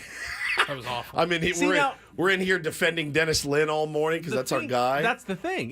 If they hadn't inaccurately reported anything, it would have been a pretty quiet deadline. Why for do the you Padres. hate Dennis Lynn now? Inaccurate reporting. That's Ken Ken Rosenthal. Yeah. I mean, it was an inaccurate report that drove all the talk that year. I did not Let's have a hope we choice. don't Jeter have to do in the that chat this year. says I had a choice. I didn't have a choice. The All-Star break last week. Back next with more Ben and Woods on the Fan.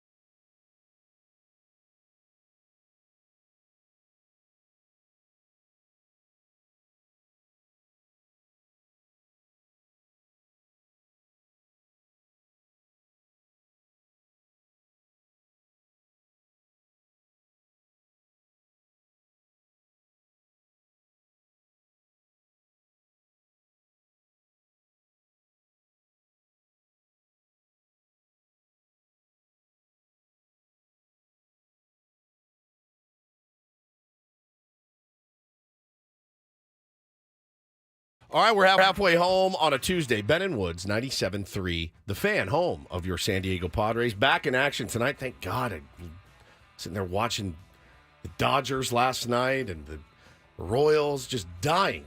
Bo, we sat down to dinner and he goes, I'm really bummed. He said, I'm really sad that the Padres aren't on. I said, I know, me too. It's just a part of the fabric of the family. Question. Now, do you, a Padres off day or even like an afternoon game, morning game, and as it is going to be on Thursday, do you watch just nothing but baseball that night, or do you take a break from the baseball? No, I watch pop baseball. on a movie or anything like that. I watch baseball. If there's a game on, and really, honestly, the thing that got me into throwing a game on last night, I was so tired from my Elite Dad day. I guess you have the MLB Network. Or yeah, the I've got MLB Pass. So I've only got if ESPN or MLB Network doesn't have a game, it's not on. Yeah, so I saw Bobby Witt get hit.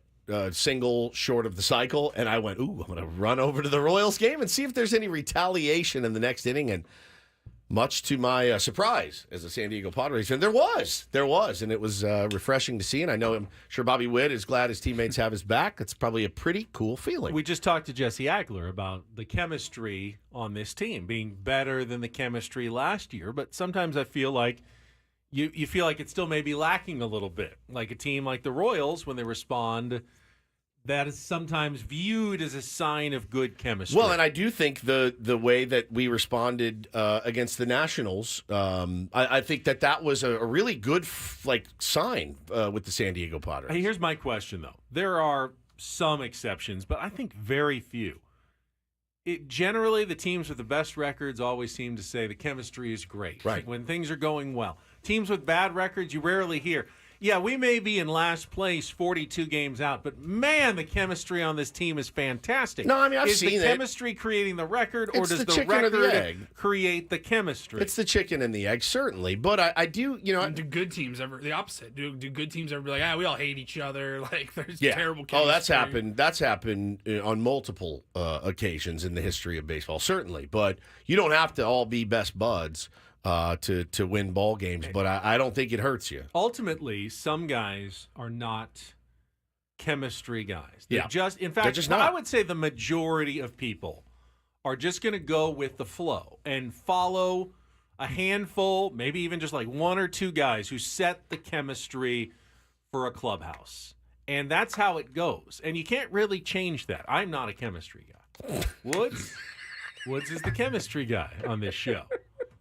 And I think we have good chemistry, but if it was up to me to set the chemistry here would be horrible. That's true. I'm going to agree with you on that.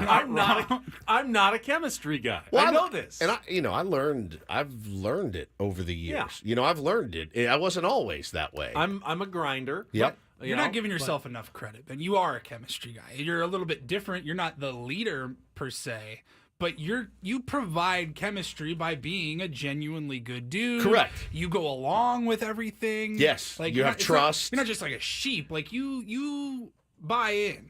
A little sheep guy, kind of. I'll go along with most ideas. I don't push back. Is that good for chemistry? I mean, sometimes it's great for me. Buy-in is great for chemistry. I know it's great. Buy-in is great for chemistry. So I buy in, and I bought in early, and I'm like, you know what? Let's ride the Woods chemistry train and see where it takes us. And it's taken us some good places. But I'm not gonna say I'm the chemistry guy on this show. It's so funny too because I've just learned this from talking to people that played in the bigs and in the minors and how they came up. And I guess I didn't ever really realize just how important it is. And there's shades of it, certainly. But I was talking to my buddy that played in the minors, and he was just a big fan of no, we all have to hang out. Everyone's got to hang out. And I'm like, bro, we don't. And once I learned, oh yeah, that gets you tighter. You're more willing to have somebody's back, and having good times together certainly helps. Now, conversely, I would say, and just to be completely honest, at our last station, the chemistry wasn't as good. Right. But I do better in a situation like that. I can ignore the bad chemistry. You did. And just continue to do what I do. You're much more affected by it. Much more. It bothered you more on a day-to-day basis that you didn't have the kind of chemistry you wanted. Right. 100%. And it was definitely needed at that time. And I was more of the just kind of put my head down and try to be a sheep at that time. They made me feel like I was very lucky to be there, So this has certainly been a big confidence boost to me.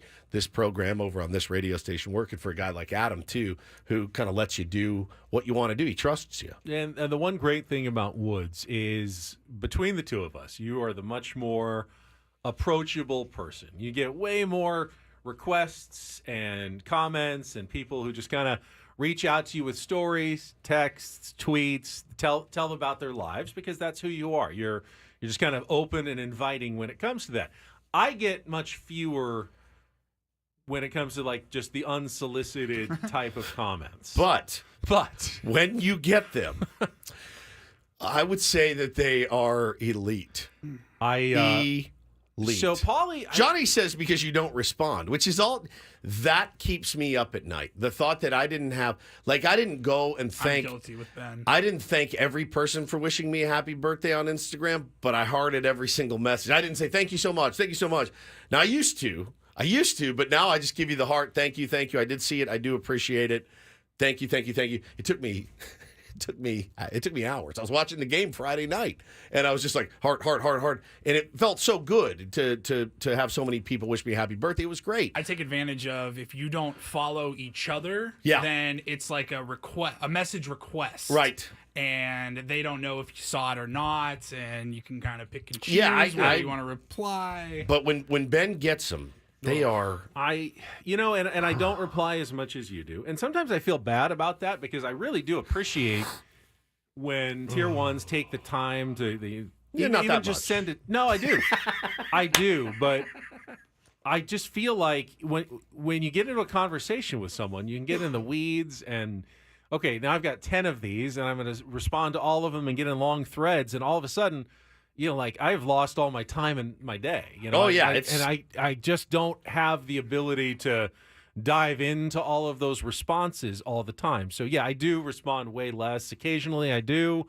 Sometimes I feel like maybe I shouldn't have done that there, but, I tend to not respond as much as you do. Yeah, welcome to my nightmare, Good or bad, I don't know the answer to it. But, you've heard from this gentleman a couple times. We talked about it, actually, a month or so ago. Paulie doesn't remember. He might not have been. You may not have been. I was out of town early last month, and then I was sick later in the month. I'm like, you sent this over. I go, what am I watching? You're like, oh, it's so-and-so. I'm like, I have no idea what you're talking about, and I feel like I just wasted 2.5 minutes of my life. His name is Steve. He's a music teacher, a local music teacher and Padres fan, and he has been relentless in his social media and emails to me with one obsession, and that is he wants to get a message to Mike Shildt about how the Padres could be better as a team in their bunting skills. And he's not just a fan who says, hey, you need to be better at this. He has a plan. He's laid it out for me in extensive emails and posts about his system of how it could work. And generally, I brought it up on the radio once, but I've kind of, like most of the time, not responded and ignored it. That does not deter Steve, who has taken it to the next step. And I got this tweet yesterday, video message from Steve. And you know what? Sometimes persistence pays off. Yeah. Because you're going to get your wish. I said to him, you know what, sir? I don't agree with you on your opinion about bunting. But you are Don Quixote tilting at these windmills, and I just have to at least tip my hat to your dedication. So this is just the first one was an email. Yeah. Paulie, you missed it. It was long, detailed. Yeah. He had a whole game where, like, if you get one down, you get 5 points. And it was like 45 minutes a day. He wants the Padres to spend a lot of time on their bunting practice. Right. So he's taking it to the next level. Here's Hi, Ben. Steve. This is Steve Bruce. I'd like to address this video to Mr. Mike Shildt. This is Steve from Coronado. I want to talk about something to Mike Shildt, a very easy process to add a skill to the San Diego Padres lineup so we can go on and get into the playoffs win the playoff series. Pause. He's added a graphic Play that in the says World Padres must add this skill to win 2024 World production Series. is top notch. Yes. So you say it, and then you put the exact word. It's like closed caption. He's sitting. He's got a microphone. He's got keyboards to his behind him and to his left. It stays there. No, it's stays open there. captioning. Okay. Yeah, he's got a guitar back there, amps, all kinds of music equipment. Continue, Steve. Series this year and win it. Win it. There's a fundamental skill the Padres are lacking in. I want to preface this by saying I have won a sports championship as a player. Oh. I'm also a professional music teacher in the performing arts. I've seen my students get standing ovations performing in front of audiences. Okay. I want to address this weakness of the Padres and how to fix it. All right. Every day for 5 minutes, each player gets in the batting cage with the pitching machine and someone to grade them on 10 pitches. 10 pitches. Only takes 5 minutes to grade them on their ability to lay down a bunt. They get 10 pitches. To make it easy, you can come up with any formula that you want. But to make it easy to do this every day, one day it'd be 10 102 fastballs from the pitching machine. The next day, a different pitch. The next day, a different pitch. And on those 10 pitches, each hitter is graded on whether they can lay down the suicide squeeze, which is about 10 to 12 to 15 feet ahead of home plate, or the sacrifice squeeze. Usually that's to the right side in between the first baseman and the pitcher towards the first baseman kind of thing. So that would work. You would get the grades. You would have that. You would have that chart. So when you're in a playoff game and it's the ninth inning and you need that run from third base with less than 2 outs, you know who can lay down that bunt and you can pull off a suicide squeeze to win a playoff game or the World Series. Please get started on this as early as August. Thank you. All right, so just a couple things here. Number one, Steve, I don't think that we should play that whole thing for Mike Shildt on Friday. I dare you. I double, triple, dog, dare you. I'll give you $500, both of you, if you play that for Mike Shildt. Now, I will put my headphones on. I will run out of the room. I can't be here for it because I can't see it. I can't see it. I can't be a party to it. You have to tell me how it goes. Can you guys do it?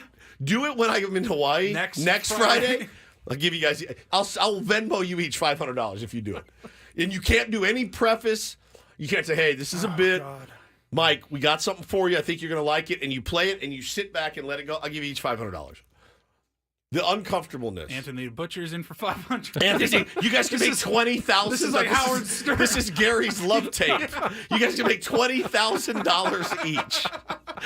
So oh God. So the thing is, Steve, and look, you know where I stand on bunting. I'm fine bunting for a hit. I don't like giving away outs. Yeah, man, a safety squeeze or a suicide squeeze in the right time, a couple times a season, fantastic. I don't want to rain on your parade. They do practice bunting. They all do. I mean, honestly, I anytime you've ever, and I've watched a ton of professional batting practice, the first 2-3 pitches, boop, you lay down a bunt. Boop. I've seen Xander do it. I've seen Manny do it. I've seen Toddy do it. I've seen them all do it. They all do it. So they are practicing bunting. What they're probably not doing is they're probably not devoting a ton of time to it. A ton. Now, we've heard from Jurickson Profar. He said, bunting is a part of my game. I think he bunts at odd times. I think he's been successful at it. Bunting for a hit, always cool. In this day, the way that the Padres are built, Ben, they're not the 3 true outcome team. They're not anymore. So they are able to get hits and string hits together, and I think a bunt is okay in certain times with the right personnel. What you don't want to ever happen is your 2-hole, your 3-hole, your 4-hole guy laying one down to give away an out, in the 8th inning or something. I think Steve is right. Practice makes perfect on anything, and they do work on bunting. I think what's missing here is, first of all, if you spent even 5 minutes on each player, 13 position players, each spending 5 minutes, that's 70 minutes of cage time just on bunting. batting practice, if I'm not mistaken, is about 45 minutes total. Yeah, for all the whole players. team out on the field before the game. And yeah, you can take early batting practice, but you're adding another, 140% of work on top of what you're already doing for your team there. So realistically, the time commitment is not during a long 162-game season to do that every day is not going to happen. The other part is you looked at the numbers.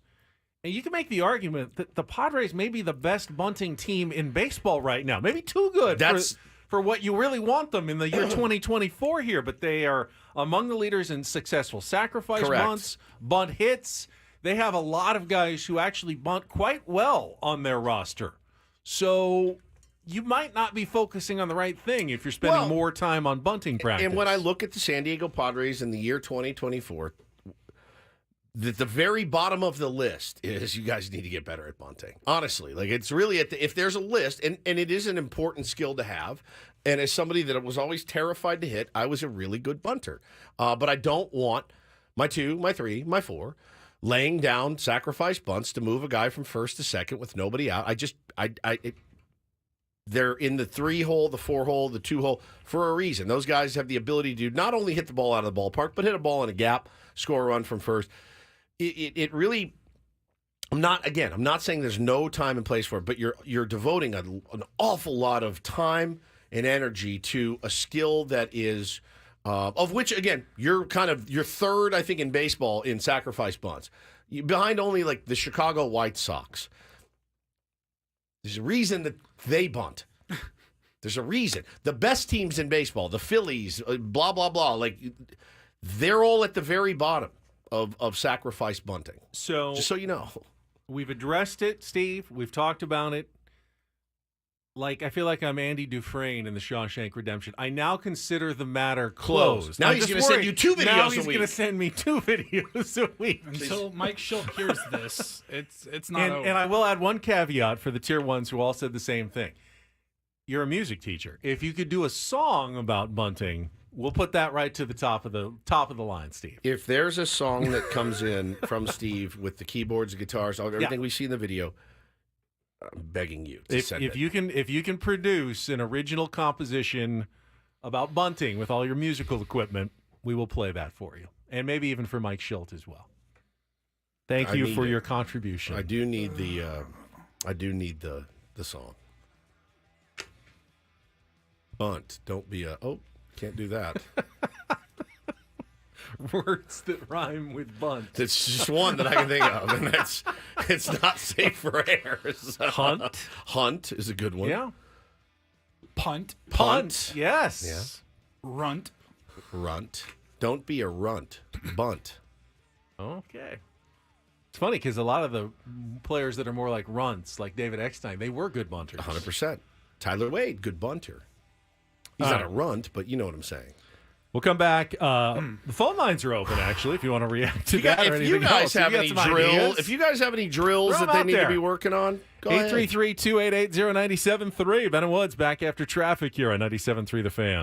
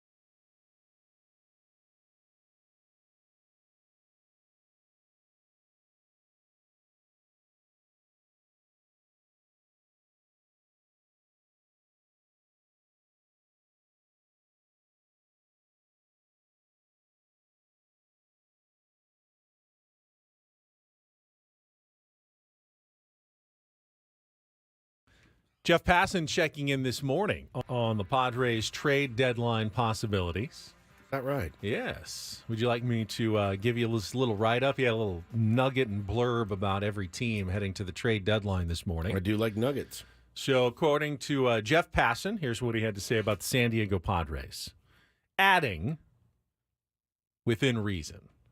There's plenty to like about the Padres. They can score runs. Their starting pitching is mostly stabilized. The back end of their bullpen with Robert Suarez, Adrian Morejon, and Jeremiah Estrada is a festival of nasty. Wow. But, big but, Fernando Tatis Jr. out with leg injury. Luis Arraez's injured thumb could be a real problem. And at 52-50, they've not performed like a team worth adding to at the deadline. GM A.J. Preller is doing what he always does, patrolling the landscape for any potential deal, but it's with a diminished farm system whose best prospects, 17-year-old shortstop Leo Vries and 18-year-old catcher Ethan Salas, are off limits.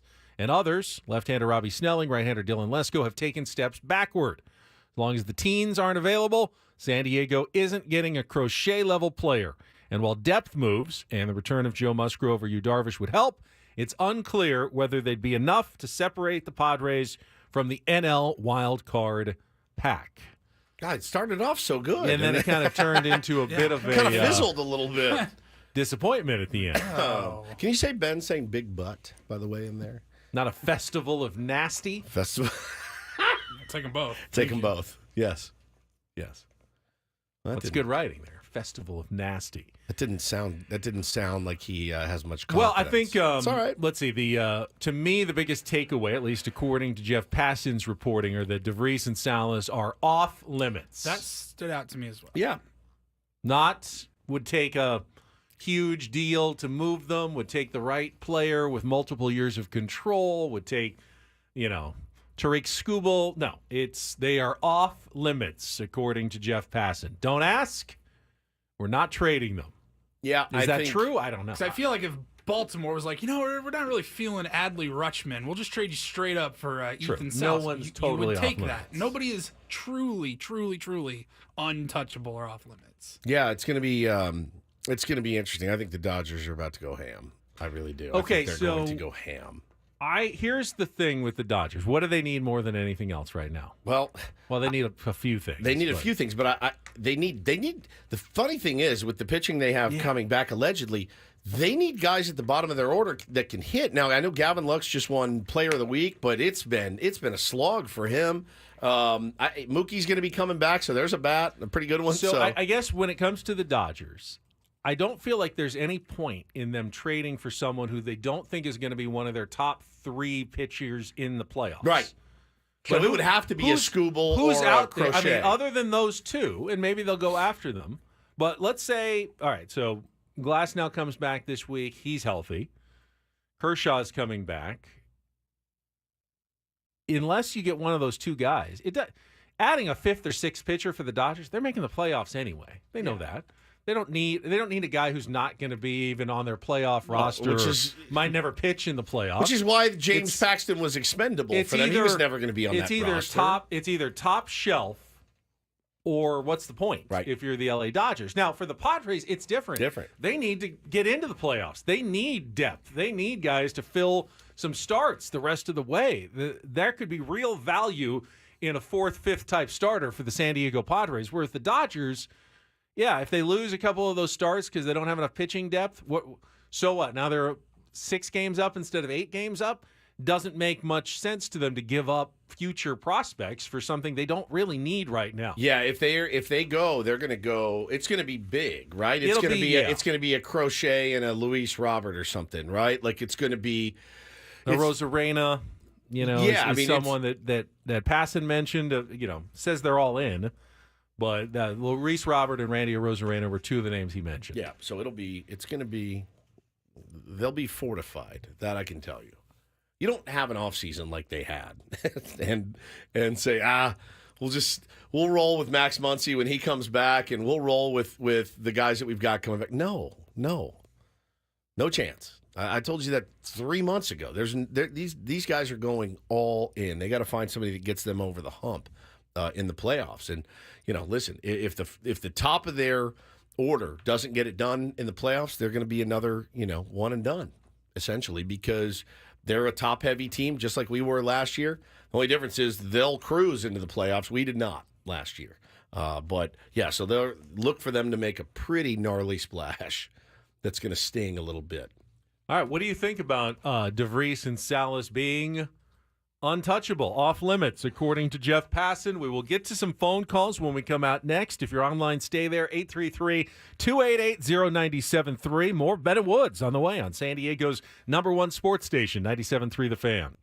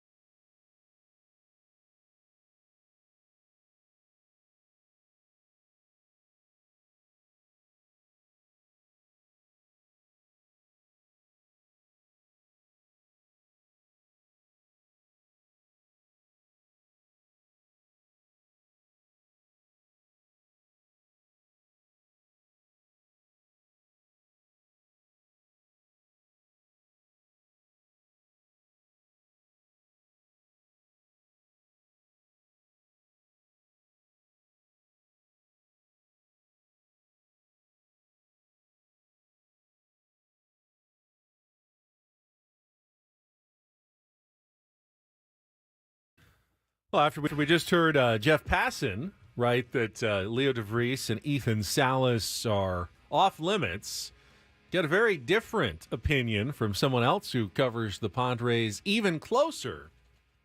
Tell you what Dennis Lin from The Athletic predicts will happen here at the trade deadline. And take your phone calls, 833-288-0973. It's Ben and Woods, back right after traffic here on 97.3 The Fan. From the 97.3 The Fan Traffic Center, here's Kelly Danick. Traffic is sponsored by SDG&E. Watch out for some debris reported in the right lane on westbound King Freeway just before Lemon Grove. Also, westbound 8, accident just before Taylor Street. It's over the right shoulder. Looks like that is in the clearing stage. Cordell and Cordell traffic cam shows a crash at the clearing stage, Twin Oaks Valley Road on-ramp to westbound 78 and eastbound 78 just before the 15. We have reports of a collision involving a couple vehicles there over the right shoulder. In peak wildfire season, as a last resort, SDG&E may need to shut off power in specific areas for public safety. Learn more about public safety power shutoffs at sdge.com/PSPS. I'm Kelly Danick with Ben and Woods, San Diego's #1 sports station, 97.3 The Fan. So The Athletic had their baseball team reporters all put together a little blurb with a prediction of what they think the team they cover will do at the trade deadline, which is 1 week from today. And Woods, Dennis Lin writing, the Padres land Garrett Crochet, surrendering Leonidas Vries. Wow.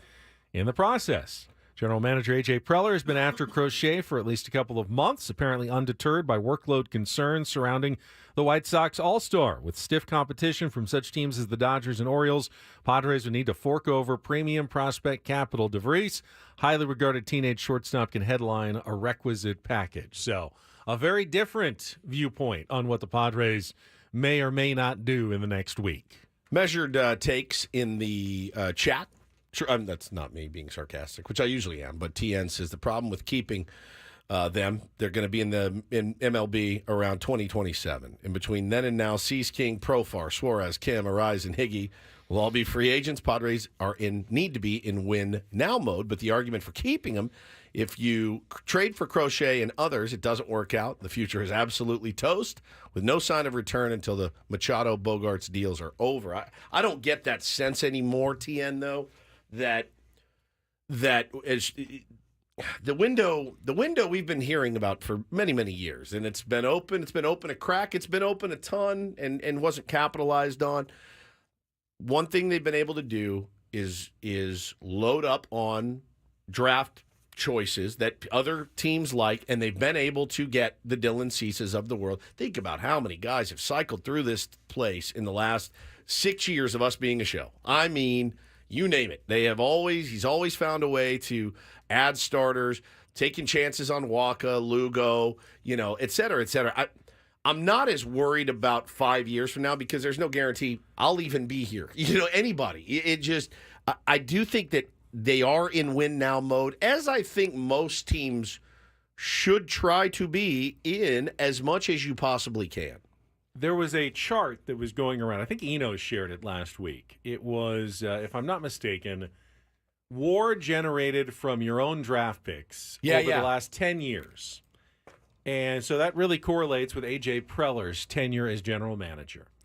And what stood out on that chart, and it was also correlated with win percentage of those teams. And as you'd expect, it was a pretty kind of general graph. The more WAR you generated from your draft picks, the better your win percentage. So the teams that were down in the bottom left corner didn't draft well, didn't win many games. And then all the way to the top right corner, teams that drafted really well and won a lot of games. And there were two teams that stood out because the two teams that by far and away had the most WAR from their draft picks were the Los Angeles Dodgers and the San Diego Padres. Like, there was a big gap between them and everybody else.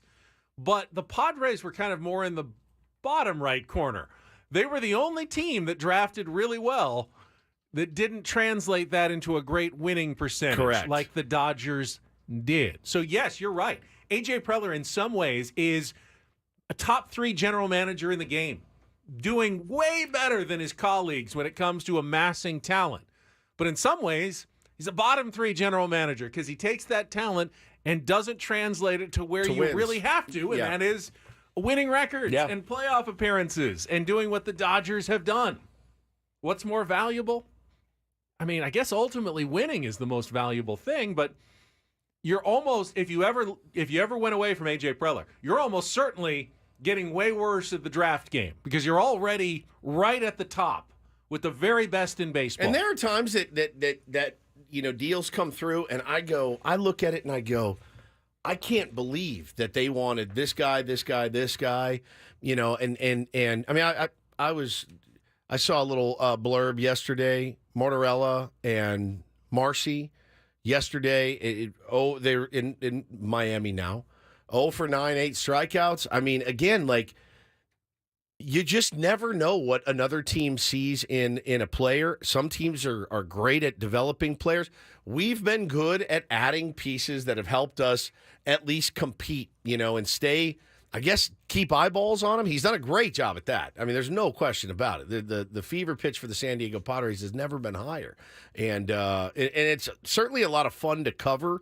I try not to let myself get bogged down in what is this going to look like in 5 years? Because, again, if he's still here in 5 years, you have no idea what it's going to look like. None whatsoever, because he continues to make moves when he feels he needs to. Not all of them are good. Not all of them are great. J.J. Cooper, who is the editor of Baseball America, he's a really, really good follow on Twitter, by the way.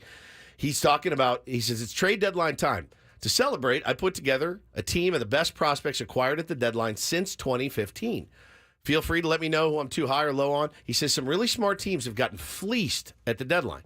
The Dodgers traded away Yordan Alvarez and O'Neal Cruz for a pair of relievers.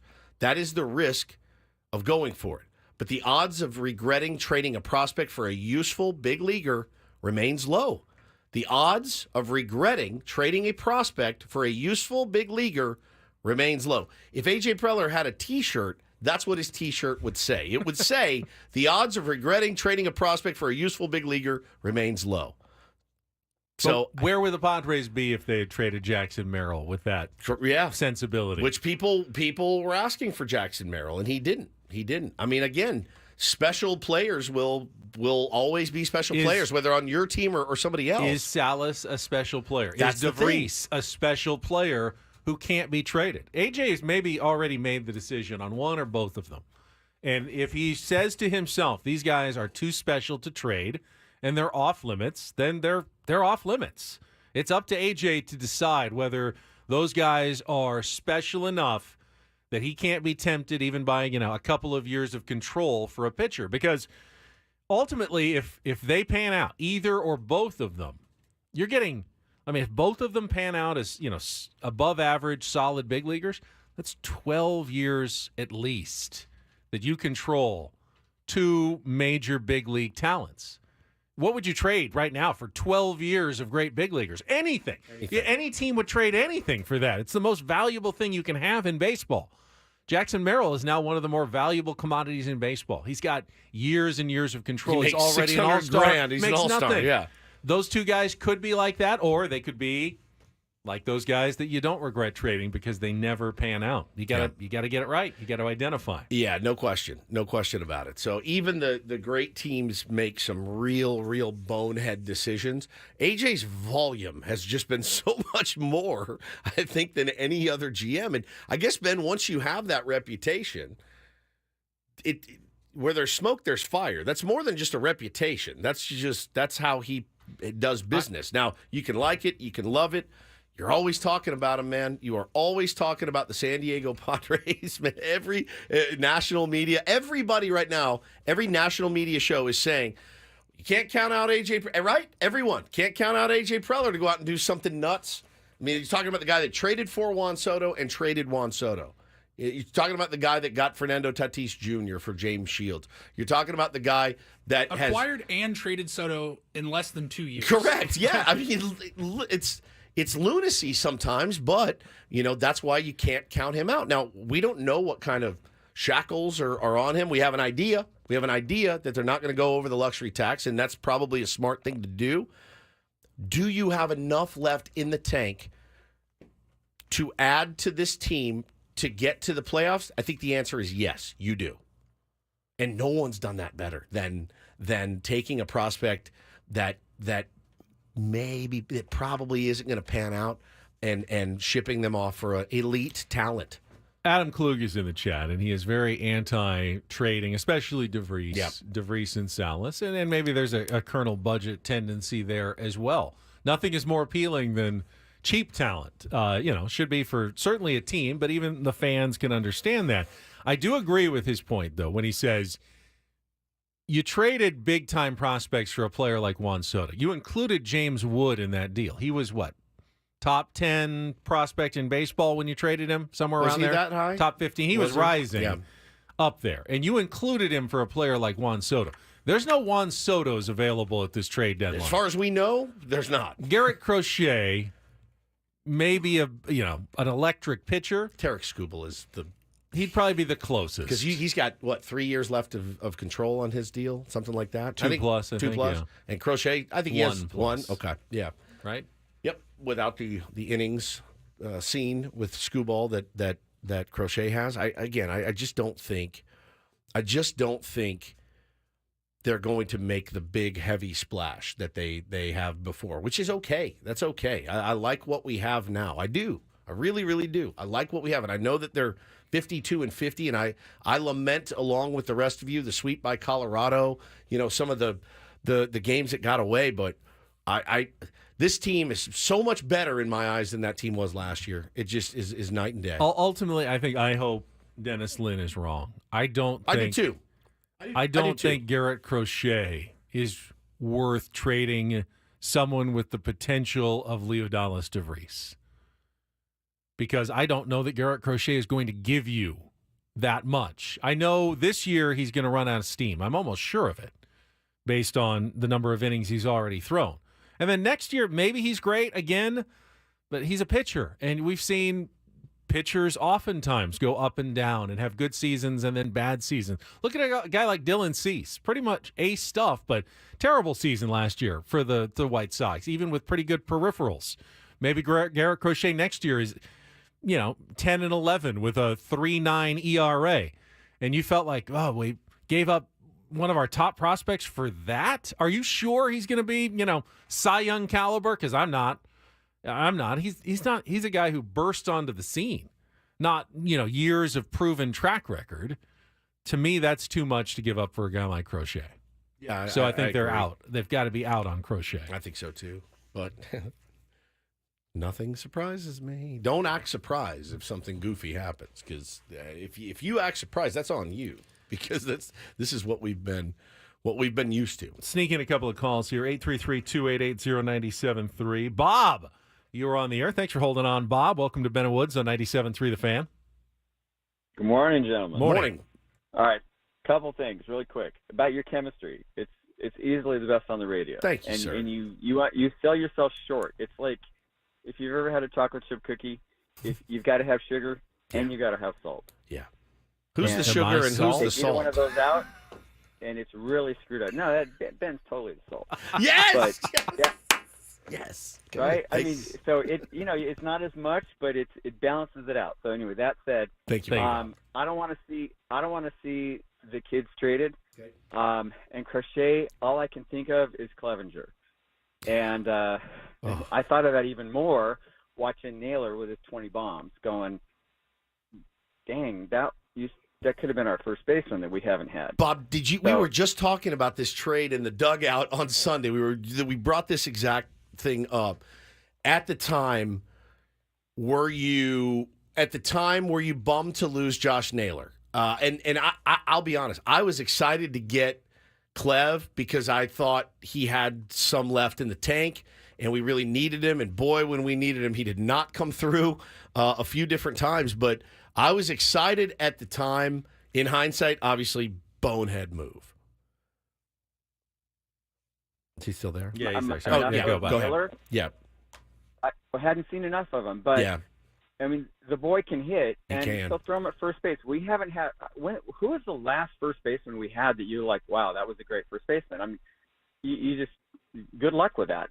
I'd probably get rid of DeVries before I get rid of Salas, simply because, I think shortstop, center fielder types like Merrill are easier to come by than an all-world catcher. Yeah. Right. I mean, so Salas is the only guy on the planet I think but I think people would give up the world for him. And then to Ben's point about Crochet, if you're trading, it's because you need somebody in the postseason, and he's not going to be it.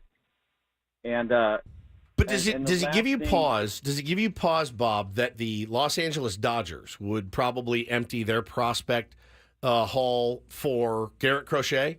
Like if they're no, they're the freaking Dodgers. That's what they do, and they're fine. They can afford the miss. They can afford a few misses if they miss. Oh, you know what? It wouldn't have shocked me if they'd given Shohei 35% stake in the club just to play. So I think they would have if they could have. You think, right? Yeah. So nothing does that. And the last thing, I'm sure Steve is going to come up with a really clever song about bunting. Oh, I hope so. But if you really want to make some serious fans in San Diego with your music, make it about retaliation after your best hitters have been plunked. Yes. Thanks, Bob, for the call. The title, great call, Bob. One of my favorites. The title of that song is called Bloodlust. I think, is it possible that a rotation of Dylan Cease, Garrett Crochet, Michael King just all locks in October and they're unhittable and they carry the Padres to a World Series? Yeah, it is possible. Is it more likely that the Padres are further than a Garrett Crochet away from winning a World Series, and you're mortgaging your future for a slight bump chance to make the playoffs? Let me just play bona fide aces in Darvish and Musgrove. It might be a different with story. some other help, and it still wasn't enough. Yeah. I hate trade deadline, and I love it. Salt and sugar. Ben and Woods. Back with one more hour. We'll add some fenugreek of Paul Reindl coming up next with the Reindl Report on 97.3 The Fan.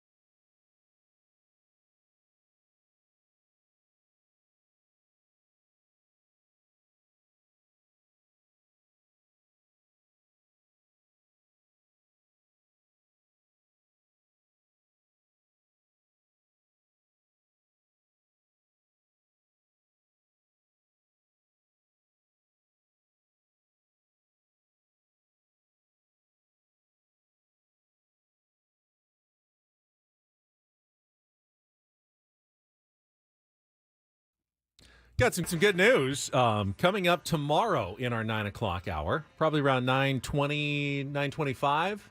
Yes. We will be joined by two-time major champion Xander Schauffele, who was with us after he won his PGA championship at Valhalla in May, and is scheduled to join us tomorrow to talk about winning the Open Championship at Royal Troon. He's no dummy, man. On Sunday. You win a major, you go on with Ben and Woods, you win another major, you have to keep it rolling and go on Ben and Woods again. You can't upset the apple cart at this point. Like, you have to just keep your routine. I know golfers very routine oriented. So every time he wins a major, you can expect him right here on Ben and Woods. Right. It's smart of him to do that. I mean, I'm glad he won another one Me too. soon, because if he had decided that going on Ben and Woods means he's not winning another major, that would have been a bad association for him to make. 100%. But, yeah, we'll talk to Xander tomorrow morning. You know, his next big tournament is defending his Olympic gold medal from Tokyo. That's coming up, I think, in about a week and a half in Paris when they start the Olympic golf tournament. I wonder how the golf is in Paris. Everything's pretty awesome over there. Wonder how the golf is. It's the same course they played the Ryder Cup at 4 years ago. That doesn't mean a whole lot to me. 5 years ago? I have no recall, as you know. It's fine. None whatsoever, especially with golf. But I believe that means he's seen the course, because I think he was on that Ryder Cup team. Okay. So he knows it well. He'll know the course at least. That's massive. I can't wait. Great get. He's already gotten one gold medal, and he's got some momentum going into the tournament as well. A gold medal in 2 majors, man. Woo, mamacita. That is really, really nice. It sounds a lot different than a gold medal in no majors, which is like, oh, he's got that gold medal, which is really nice. Now 100%. It's like, wait, he's got 2 majors and a gold medal? Show me another golfer on the planet that has that. Incredible. Yeah. So tomorrow, around this time, Xander Schauffele going to be back with us. Nice long tease there. I like that. Horizontal tease in the business. All right, Paulie's got some more headlines for us. Let's get to the Reindl Report. And get things started here with our today's edition of the Reindl Report. Now tuned into the greatest. Welcome to the Reindl Report with Paul Reindl. Hi, Paul. All right. 2 stories from the world of sports that we haven't gotten to yet. We'll start off in Major League Baseball. And 1 story that you didn't know you needed. Are you laughing, biatch? It's the Reindl Report. Hey, Paul, how you doing? Okay, how are you? On 97.3 The Fan. Are you ready to bless the mood? I need some help, please. That was good. Can I get a yeah? Oh, yeah. All right. All right. Good morning, gentlemen. Good morning. How we doing? Fantastic. Good. Let's see. We are going to start with some Netflix news. Sports Netflix news. You guys watch the Untold series at all? I have not, but I've heard of it. It's good. It's really good. Yeah. Mini documentaries. They have a whole series out there, and usually focusing on one particular athlete or scandal or story. And it's kind of a mini, 30 for 30 type documentary. Well done. It's Netflix's version. They just announced 3 new sports documentaries, part of the Untold series, yesterday. The first one comes out on August 20th, and it's called The Murder of Air McNair. Oh, my God. It's going to detail everything that happened with Steve McNair. Bro, there was a podcast. You guys remember? I listened to that. Yes. Remember that? Air McNair podcast? You told us about it, though. Oh, I mean, incredible. I'll find it while you talk, and this will start with. It says it's going to start with the Super Bowl in 2000 and go all the way to all of the still unanswered questions about his murder in 2009. It was called Fall of a Titan, and it is so very, very good. Came out in 2009, a long time ago. But you can get it on Spotify or Apple Podcasts. It's really good. I'm all in for that. Okay, so that's the first one. And then the second one, if I pull it up, is called Sign Stealer. And that's going to be Connor Stallions sharing his side of what the hell happened with Michigan and that sign-stealing drama last year that made him just, enemy number 1 in Who won college the football. national championship? Michigan. Oh. So this is, I saw this story yesterday, Paulie, and this has got to be bad news for Michigan and Harbaugh, because the NCAA, remember, cleared him and said, pretty much nothing to see here. Right. and moved on from the story. Now, Jim Harbaugh's, where does he coach He now? now coaches the Los Angeles Chargers. Now, So he's beyond, they can't touch him. He's beyond reproach. But in terms of reputation hits, they're not putting Connor Stallions on a documentary to just confirm everything that's been reported already. They are absolutely right. Nothing happened. They were totally right. It really was a big nothing burger. I'm sure it's going to be a nice documentary about what a big nothing burger this all was. They've got some dirt. They've got some juice to squeeze. And it's not going to look good for Harbaugh or Michigan when this Netflix untold story comes out, right? I mean, right. You know that it makes me insane when you say nothing burger? Yeah. Just as an aside. Hurting the chemistry? A little bit. It makes me want to leap across. I don't know why. But, Paulie, you know what I'm saying when he says it? A big, moist, nothing burger. And he said it twice, and then he just said it thrice. Yeah. And I know you hate moist. Moist doesn't bother me as much as nothing burger. Panties and nothing burger. Maybe my two least favorite word. Well, then the third untold Netflix documentary. It's called Nothing Burger. It's called Nothing Burger.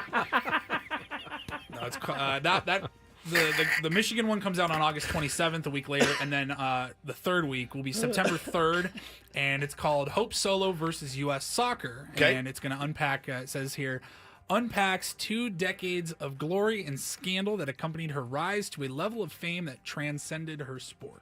Was she the one that was married to the football player and they Jeremy Stevens. Jeremy Stevens. Yeah, and they had a pretty rocky scene. I hope it's not just a lot of grievances. Obviously, Hope Solo clashed big time. Big time. I'm sure that's what it will be. Yeah, probably. Could be a nothing burger, though, at the end of the day. We need a new segment. Ben's Nothing Burger. Paul, you can have the sound effects of, the griddle, the spatula flip. Two meat down. Let's work on Two that. nothing burgers. Let's work on that segment. Side of fries and a chocolate shake. Wow. All right, we'll switch over some sports media news. Big news yesterday for anybody that is curious about how it's going on. This is fascinating. TNT and their NBA rights. So the NBA approved their new media deal. It was $77 billion or something like that over 11 years. Over 11 years. And that included ESPN, NBC, and Amazon were the 3 major partners for the entire package. Well, Turner Sports announced yesterday they own TNT, and it's Warner Brothers Discovery owns Turner, which owns TNT. And TNT has announced that they have matched one of those offers, the Amazon package. Per their C. prerogative in the previous contract they signed. They had matching rights that to said, match. "Hey, Heard of that? We'll pass on the new deal, but we still retain our right to match. If we like any of the other deals that you announce, we can say we'll do that." And then TNT keeps the rights. Turner's been a part of the NBA since 1984. They have been there pretty much since the beginning. And they are matching. It's $1.8 billion per year was the offer that Amazon Prime made. And if this goes through, which again I just needed clarification. As long as they match it, it's done, right? Well, this is or does this have to be approved? This is the thing. If it's in there, obviously they have some legal footing. Hey, it's in our contract. We can match. Most of the time, though, when they negotiate a new deal, they will try to negotiate in a way that it's almost impossible for TNT to match. Right. They'll write, well, you must be streaming on a platform with at least this many million subscribers. And if TNT says, well, we don't have that platform, Amazon Prime obviously is huge. But according to what I saw, yes, they're going to put the streaming part of it on Max, which is Warner Brothers Discovery, and put the NBA games on Fridays and Saturdays on Max. And then on Thursday, Max, like HBO? Yeah, Max. They will have TNT games still on Thursday, which was going to be the main broadcast day for Amazon. But Amazon just spent, I'm sure, the time, the lawyers, whatever, to negotiate this deal. They're going to be extremely ticked about this. We just spent months negotiating a billions and billions of dollar deal. The TNT just comes in and goes, Yeah, we'll take that from you, and thanks a lot. So I'm Guys. sure the NBA and Amazon are hopping mad about this, and they're going to try every way they can to keep TNT from actually taking over this match. Now, brass tacks, gentlemen. I need to know where I'm going to be able to watch my NBA. beloved NBA. Definitely ESPN, ABC, and NBC. Okay. Maybe TNT and Max, or maybe still Amazon Prime. Stay tuned. Could just be a big nothing burger, but somebody said nothing burger and tea leaves. All right. It's always food. It's related your with me, restaurant. yeah. That's all you serve is nothing burger and tea leaves. Well salted, though. Well salted, absolutely. Well, speaking of restaurants, I just that want the leads NBA back. into That's all I my- know. I just want the NBA You know what? back. I want it. Take it easy over I want it. Tell me where I can get it. Same channel that PLL is on or something. I don't like the PLL.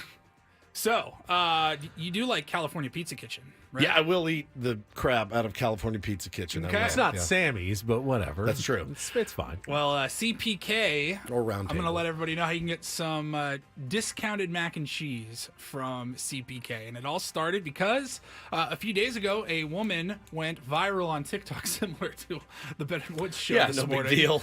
I think we're up to like 170,000 views. Not bad. Not bad. So a woman posted a TikTok, and it was like, I have had such a rough week. It's been a really tough day. I ordered some California Pizza Kitchen to make it easier on me tonight for dinner. And she ordered a pizza, and she ordered mac and cheese. Pizza and mac and cheese as a side. Yeah. I'm all in. When the delivery arrived, the pizza was there, but she got just a container of cheese. No mac. like the roux cheese. Yeah, just the Just the cheese sauce. Cheese sauce. They did not add any noodles. Did she accidentally hold the noodles or Hold something? noodles, Sometimes maybe. you do that You can, yeah. You make an online order and you accidentally click the wrong button, and So she says that she called the restaurant and let them know what was going on. That is Two just different cheese. people said that they didn't make a mistake.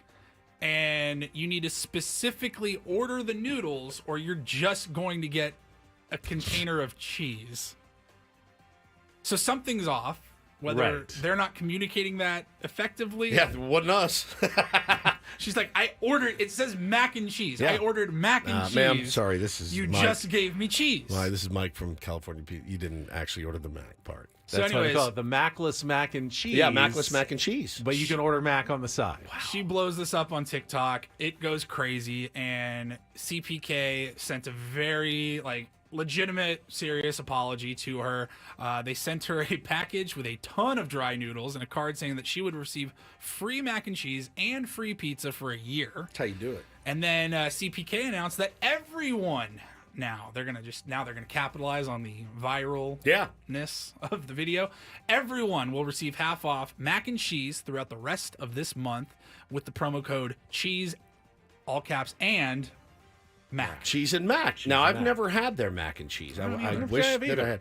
Let's talk mac and cheese for a minute, if we could. Okay, done. I think we have Yeah, before, we can do that. but we All can do right. it again. This may not surprise you guys. I do not like fancy mac and cheese at all. I don't like baked breadcrumbs at the top. I don't like any of that. I just want noodles and cheese. And there's very few places that actually do it right. I don't need Gruyere in there. I don't need Munster cheese in there. I just want mac and cheese. I don't need lobster in it or bacon bits. I think you sound like a child. Well, fine, but it's mac and cheese. It's not like it's some elegant food of kings. It's mac and cheese. It's for children. So I want it to taste like you would take Kraft mac and cheese over it would be in crusted top. It would be in my last meal. Kraft mac and cheese, the box. It would be Made in my out of powder. It'd be in my Cheese last meal. powder. 100 billion%. There's That's nothing just not better. real food. So what? Real mac and cheese with a good cheese It's sauce more made like with a casserole real cheese almost. is so much No, better. the casserole has breadcrumbs baked in the top. Yeah. The Kraft mac and cheese That's is still just mac and cheese. Mac and Pasta cheese. and Buttery breadcrumbs do not make anything worse. Gross, Woods. gross. But- But you know, as good mac and cheese is Chick-fil-A. Yes, It's elite. I agree. It's with that. absolutely. It is very good. It's elite. And guess what's in there? Nothing. Just mac and cheese. But real cheese. Fine, It's real not- cheese is You can fine. tell that it's not made out of powdered dust. All that is just dried up cheese, Ben. In my mind. Kraft mac and cheese. I could eat a double box, and I wouldn't even blink.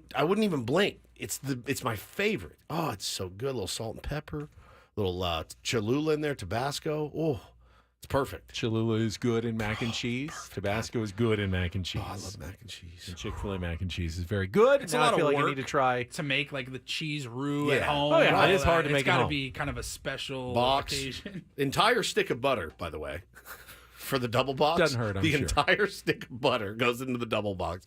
Every time my wife has a craving for it, I'll be like, yeah, I'll get it. And I always bring home the double. Well, it's because we have 4 kids. We have 2 kids. And, bro, I end up eating a trough of it.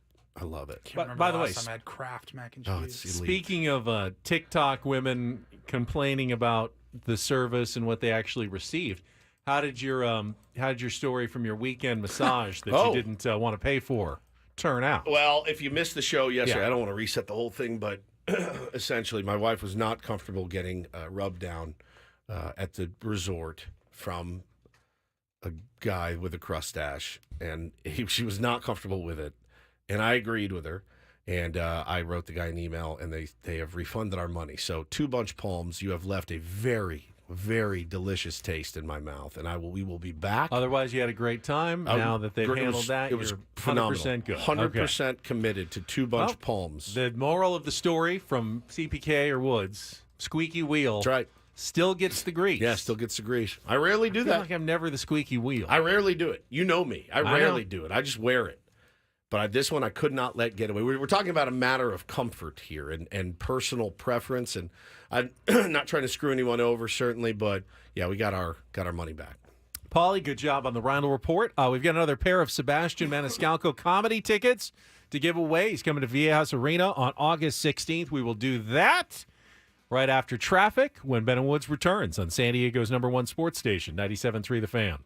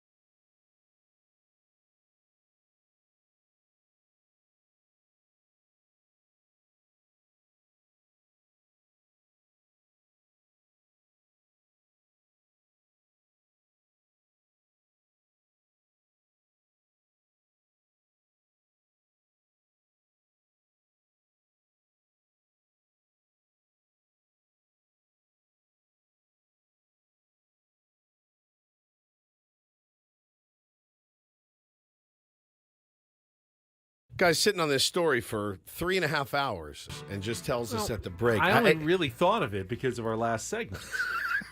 It should have been top of mind as you walked in the door. Hey, guys, you'll never believe what happened to me this morning. I'm not the squeaky wheel. We just had the Reindl Report about the woman at CPK not getting mac with her mac and cheese, and then we heard Woods say that he got refunded for the massage they didn't get because they both said something. The woman complained. Woods sent a sternly worded email, I believe. It was actually very nice in it. Nice email. But they kind of got the point, What are we talking about? I don't know why I don't have the ability to do that. And I was pulling in like I always do. This is unreal. Iced coffee this morning from Mickey D's on the app, 99 cents. Great deal. And I pull up to the window, and usually I can get that in there. This is unbelievable. I can usually I can't believe this. I can see the worker making the barista, as it were. Yeah, right. They've got a big vat of iced coffee right there. It's right by the window, so I see him making it every single day. Same thing. Pours it in, ice, little creamer. They're done, and hands it to me. So he starts filling it up, and I see he's about halfway up when he goes, "Oops." And then moves it over one spot to the normal iced coffee. And I think that's weird. Gross. I mean, obviously, he just filled it with something else other than iced coffee. Root beer. What I assume you do if you were a food service person is if you mistakenly filled it with the wrong thing, just throw it away and start over. I doubt you're going to bankrupt the company. You don't even have to give me a fresh cup. You really don't. Just pour it it out, re-ice it, and bang, go. I mean, you know what? Yes, you can. In your log that 7 ice cubes and a little bit of liquid was lost today through human error. But no, he just fills the rest of it up with iced coffee and hands it to me. And so I've ended up drinking what is clearly now a half iced tea, half iced coffee mix this morning. And I didn't say anything. Why didn't I say anything? And you saw it happen. I saw it happen. There was a big old whoops, and then switch it over to the different spigot that was right next door. Lisa says orange juice. Orange juice. Oh, God. Now, again, I can't even, I'm racking my brain here to think of a worse combo than iced tea and coffee mixed together. I know people drink tea for breakfast. I had a green tea yesterday. I had a coffee this morning. I'm not mixing those two together. It's not like it was, I've had a little Sprite and I put the rest of Sunkist. I don't know what that drink is, but I'll drink that immediately. That sounds delicious to me. Paulie said at the break, oh, what if it's half lemonade? Oh, crap, there's the iced tea. Perfect. Great, you got an Arnold Palmer. Phenomenal. Well, and maybe part of it is, and I think I told you this story before. And you know what? I go there 4 or 5 times a week. So over the last few years, I mean, I've been there hundreds of times. 99% of the time, it's fine. It works perfectly. But the last time that happened, I get it without any sweetener. And I saw the guy I remember that and put then the iced coffee in, and I go, I don't think that's mine. You put the sweetener in. And he just said, no, I didn't. And I go, yes, you did. I just saw it. And he goes, no, I promise. I didn't. This is unsweetened. And he gave it to me, and I drove off. And, of course, it was sweetened because I saw him do it. And you drank it. I think this time I just thought to myself, I'm going to say something. He's going to go, no, it's just iced coffee. Look at it. It's just fine. But it wasn't. It's clearly half iced tea, half iced coffee. Zach wonders if you actually asked for an iced coffee tea. And he thought potentially. The whoops is what throws you. Can I get a coffee tea, please? It's a not great combo. It wasn't. And so You're going to go back tomorrow and I've drank most of it anyway. That is coffee and tea mix. You've been drinking it all morning. I have been. Just go make coffee. We have a kitchen. I don't like the coffee here. I do actually like their iced coffee. Mixed with iced tea or maybe Not Diet Coke next time? Iced tea. Perhaps Coke Zero? You're going to flex some muscle in the morning now? You got to. Hey, boy, do you know who I am? You got to say something. That's the thing. I don't say anything. I don't even say it once, dude. Man, I don't know what to say, but you do need to be a bit more assertive. Probably. No, Not probably. Definitely. The problem is you do that, and then the new guy is going to give you the old Hawk Tua into Yeah, the coffee. he's going to give you a Hawk Tua in there. Again, Spit on yeah. that But you're thing. watching him. You don't want him to spit in that No, thing. I want to be a liked, good, regular customer who they like seeing coming and It's 99 cents. They'll Right. live if you go somewhere else. I know they will. $5 a week. But it's convenient for me. You know what's convenient? Oh, look, that guy's here that complained about that time I put Mountain Dew in his coffee. You're so unreasonable about it too. Just drink what I hand you. Yeah, drink what you happy get. about it. Bro, you got to say it. You got to say, hey, bud, I just saw you put it. Looked like iced tea in there. Excuse me. Can we not? I don't want to drink so that. Sorry. Was that iced tea? I don't want this. Or here's what you do. You get it and you go, hey, man, No, that's that's not right. coffee, That's bro. not Can you right. make that right? I'm so sorry. The fact that he saw you see him, I know, and then continue the whoops. It's the whoops. The whoops. Whoops. Hey, don't worry. I'll give it to this guy. He'll drink it anyway because he's a big softie. Man, you are unbelievable. You're unbelievable. All right. So next time, now you know. Next time, be more assertive. I'm going to try to work on my assertiveness. All right. We're going to work on that. I will He is assertively something else. give away some comedy tickets right now. Sebastian Maniscalco coming to Viejas Arena on August 16th. If you'd like to go, we're giving away a pair to the third caller, 833-288-0973. Call now, or you can get your own tickets at Ticketmaster.com. Again, Sebastian Maniscalco at Viejas Arena, August 16th, 833-288-0973. Good luck. Come back, wrap things up as we get ready for Annie and Elston. Final segment of Ben and Woods on the way on San Diego's #1 sports station, 97.3 The Fan.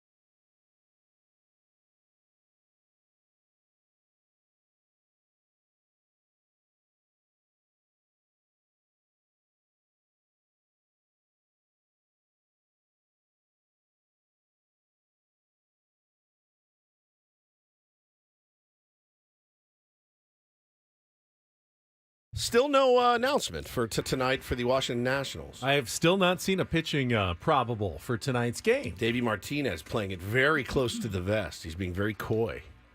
Could be an opener situation or a call-up perhaps from the minor leagues that we don't know about. I'm sure Mike Shildt is just fretting about what he's going to do about his line. Just frothing at the mouth. He's got plans for whatever they're going to throw at him tonight. But it's probably nicer to know in advance who you're going to face. So Always. You can 100%. just let players know, like, hey, you're going to be in the lineup tomorrow. See him in the hotel lobby. Hey, get you in the lineup tomorrow. Can't really say that until you know who the pitcher is going to be. Yeah, hey, you might be in there tomorrow. Yeah. Be ready. Be ready to go if I need I guess everybody kind of gets that speech. Yeah. I mean, Manny's probably pretty sure he's in the lineup somewhere. Yeah. Xander. Yep. Yeah, Hassan Jackson Kim, maybe. Merrill will be in center, I would think. Yeah. Jerkson's probably in He's left. swinging it. You're at least swinging it, you know. Yeah. But the Donovan Solanos of the world, they're a little bit on the edge of their seat waiting for the call. Right. But with lefties the next 2 days they'll get some already action. scheduled, you would expect to see some lineup changes because the Padres face nothing but righties in Cleveland. And you were just saying, and kind of a quirky stat, Padres have had nothing but righty starters themselves all year long. Not a single lefty has started a game for the San Diego Padres this year. They've not graced the rubber yet. Not one left-handed starter all season long. I just saw that from Padres data, and I sat here. I went, nobody. So yeah, I mean, there's the only lefties we have are out of the bullpen. But yeah, no spot starts, no call ups in a pinch, no nothing for the San Diego Padres from the left side this season. And we were talking at the break about tonight's starter for the San Diego Padres, Randy Vasquez, and man, it's a bit of a roller coaster ride watching him pitch. Feels like he gives up a couple runs early, knuckles down, and I wrote down his last 1, 2, 3, 4, 5, 6, 7, 8, 9 outings, Ben. Like 2 earned runs, 1 earned run, no earned runs, then 6 against the Phillies. They've done that to a lot of teams. 1, 3, 3, 3. Feels like he gives you a good chance to win a ball game, keeps you in a game, goes 5 innings, almost every time out. I was looking at his peripheral numbers. Holy smokes. He's probably, according to these, if I'm reading this right, he's like one of the luckiest pitchers in baseball. I mean, he has really been getting pretty lucky. And that is a hard way to live. It's a hard way to live. His expected ERA, Ben, is 6, over 6. His expected batting average is .324. He's sitting there today at a 4.57 ERA, but it should be roughly 6.28, which is nuts. His StatCast sliders are mostly in the blue, which is on the poor side. Doesn't walk guys. Yeah, that's the only thing. He stays in the strike zone. I do remember seeing Eno Saras say some nice things and write some nice things about his stuff plus and his spin rate, especially on the curveball, I think. Was it the curve? Which has been his stronger pitch, but you can't rely on that all the time. And, fastball hasn't been great. So, just hoping he can get through until the trade deadline, and maybe the Padres can get some help, get, Joe Musgrove back at some point, and Randy Vasquez can go back to a swing man or a bullpen piece for the San Diego Padres. But right now, they got no choice. Randy Vasquez is getting a start every 5th day at least at this point, and hopefully he can just keep the Padres in the game. Now, remember, they scored a bunch of runs in that series against the Nationals. Whoever was throwing out them, I think it was 9 and 7 and 8, I think, in the 3 games. So you can win games with offense. They haven't been winning games with offense much lately. They had the 7-run game on Saturday, but for the most part, the offense has struggled since before the All-Star break. Maybe this is the place where the Padres can break out with the bats for a couple of days. Yeah. I mean, it's absolutely necessary at this point to get this thing moving in the right direction, and certainly coming off a nice series win against Cleveland. Hopefully the vibes are high, the momentum is high, and they're ready to roll. But yeah, I have no idea who's throwing against us tonight, but got to be up for the task. And man, these are just massive games. They're just massive games. Baseball coverage on 97.3 The Fan is presented by T-Mobile. Switch to T-Mobile. You can get tons of benefits, still save on every plan versus AT&T and Verizon. Use their savings calculator to find out how at T-Mobile.com/switch. Our pregame show will begin at 2:40 this afternoon. Our Eco Water SoCal pregame show with Sam Levitt. 3:40 first pitch, as Jesse Agler told us earlier when he was getting his incorporator word, fenugreek. There is some rain in the forecast. Probably every single day, but it's that spotty kind of summer East Coast rain that doesn't always affect baseball or could miss the ballpark entirely. Just have to kind of play it by ear, and hopefully Padres don't have to endure any rainouts or even long rain delays over the next 3 days. If something happens on Thursday where we only have a short show, we're going to have to go longer. I don't think so. You don't Sammy think so? takes over at 8 period 8:05. period the end. Okay. No matter what. If you guys I'm turning my phone I mean, off. I guess if they completely canceled the game, then we have to do it full. Like in the middle of the night, the night before. Right. Which they never do. Then they probably... It's just tough because they're not going back to Washington. Right.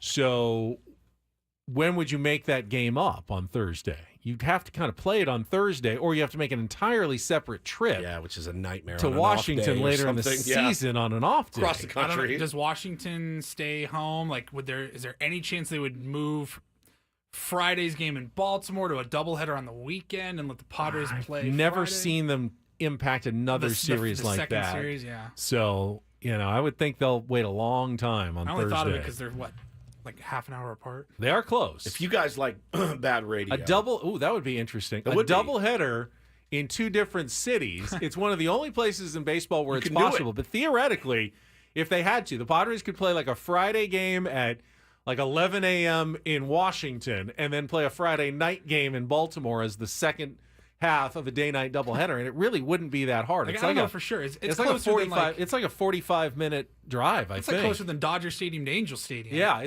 it's pretty close between the two. So I don't know how the proximity goes. Dominic says it's an hour drive. Hour drive. Okay. Yeah, you would not want them to play, load up, go to Baltimore. Not and play ideal, again. of course, Be but terrible. better than flying back to Yeah, Washington. I'd wear that. I would absolutely. on If an I was a off day player, later in the year. Yeah. no question. You're like, let's get this thing in.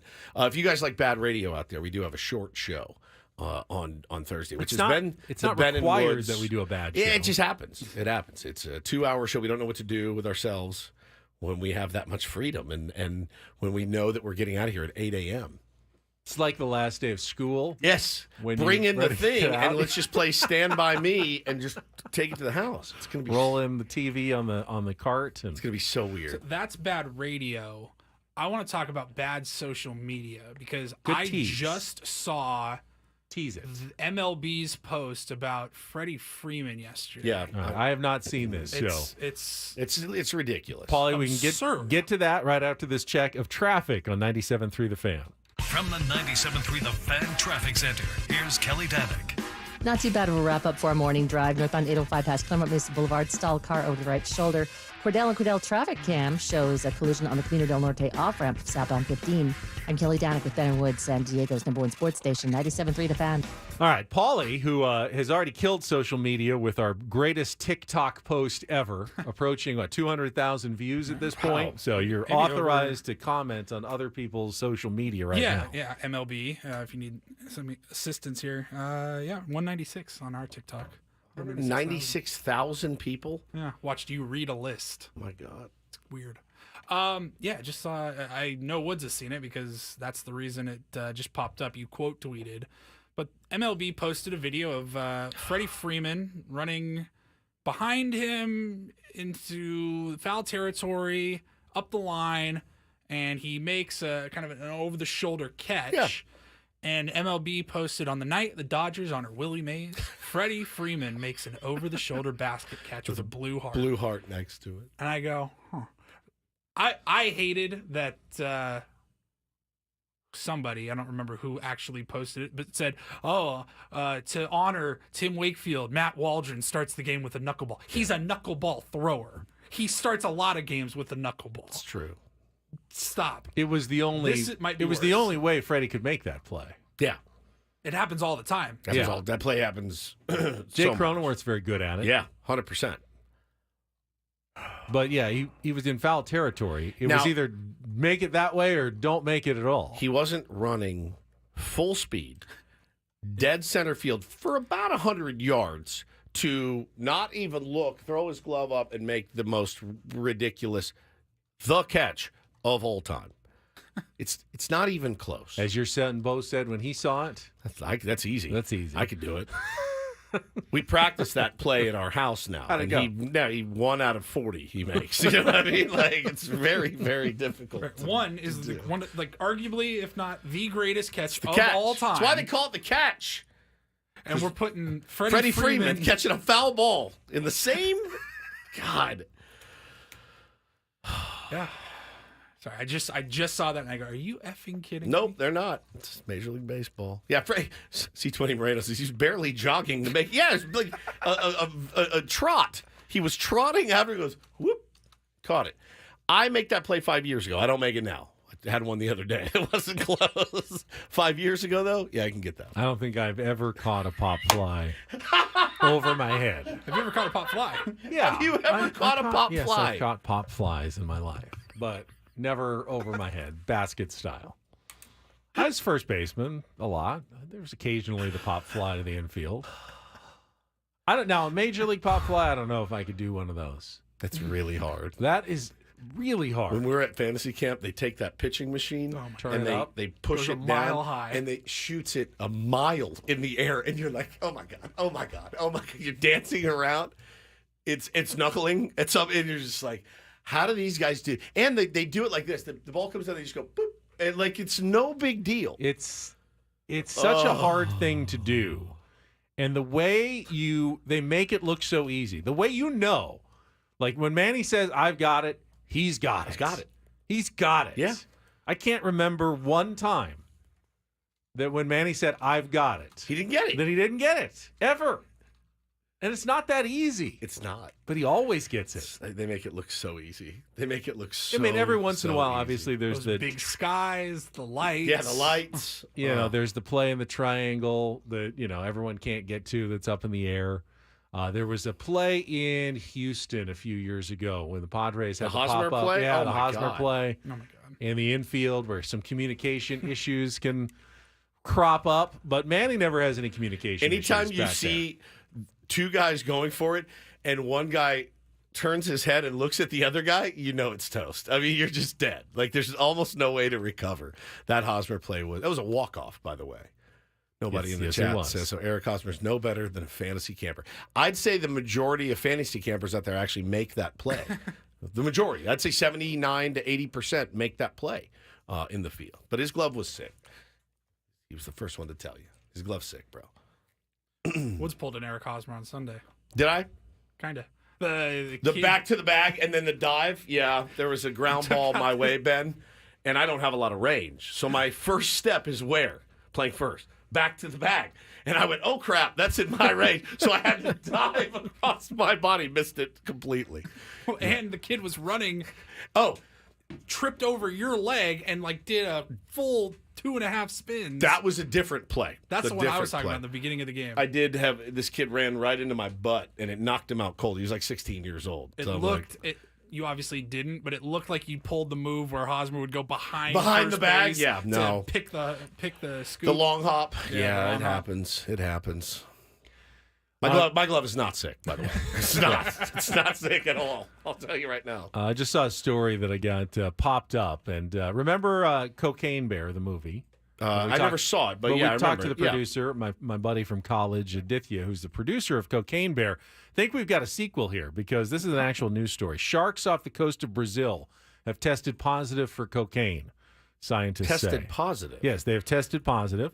Concentrations as much as 100 times higher than they've ever seen before. The experts believe the cocaine is making its way into the waters via illegal labs where the drug is manufactured on the coastline. Cocaine Shark. Cocaine Shark is the next movie. Is it a movie or no? It's not. No, this is a real story. That's a real story. But, researchers say the drugs likely have similar effects on animals as they do on humans. So they're just going to be smoking cigarettes, looking out their windows at night, Coked out twirling their sharks mustache. in Brazil. Yeah, no thanks. I never find anything good in the water. I don't go in the water. You much, don't go but in the water. no. Well, this isn't going to help get Woods into the water this summer. What time's the game tonight, Ben? 3:40. 3:40. 2:40 Eco Water SoCal pregame show. All right.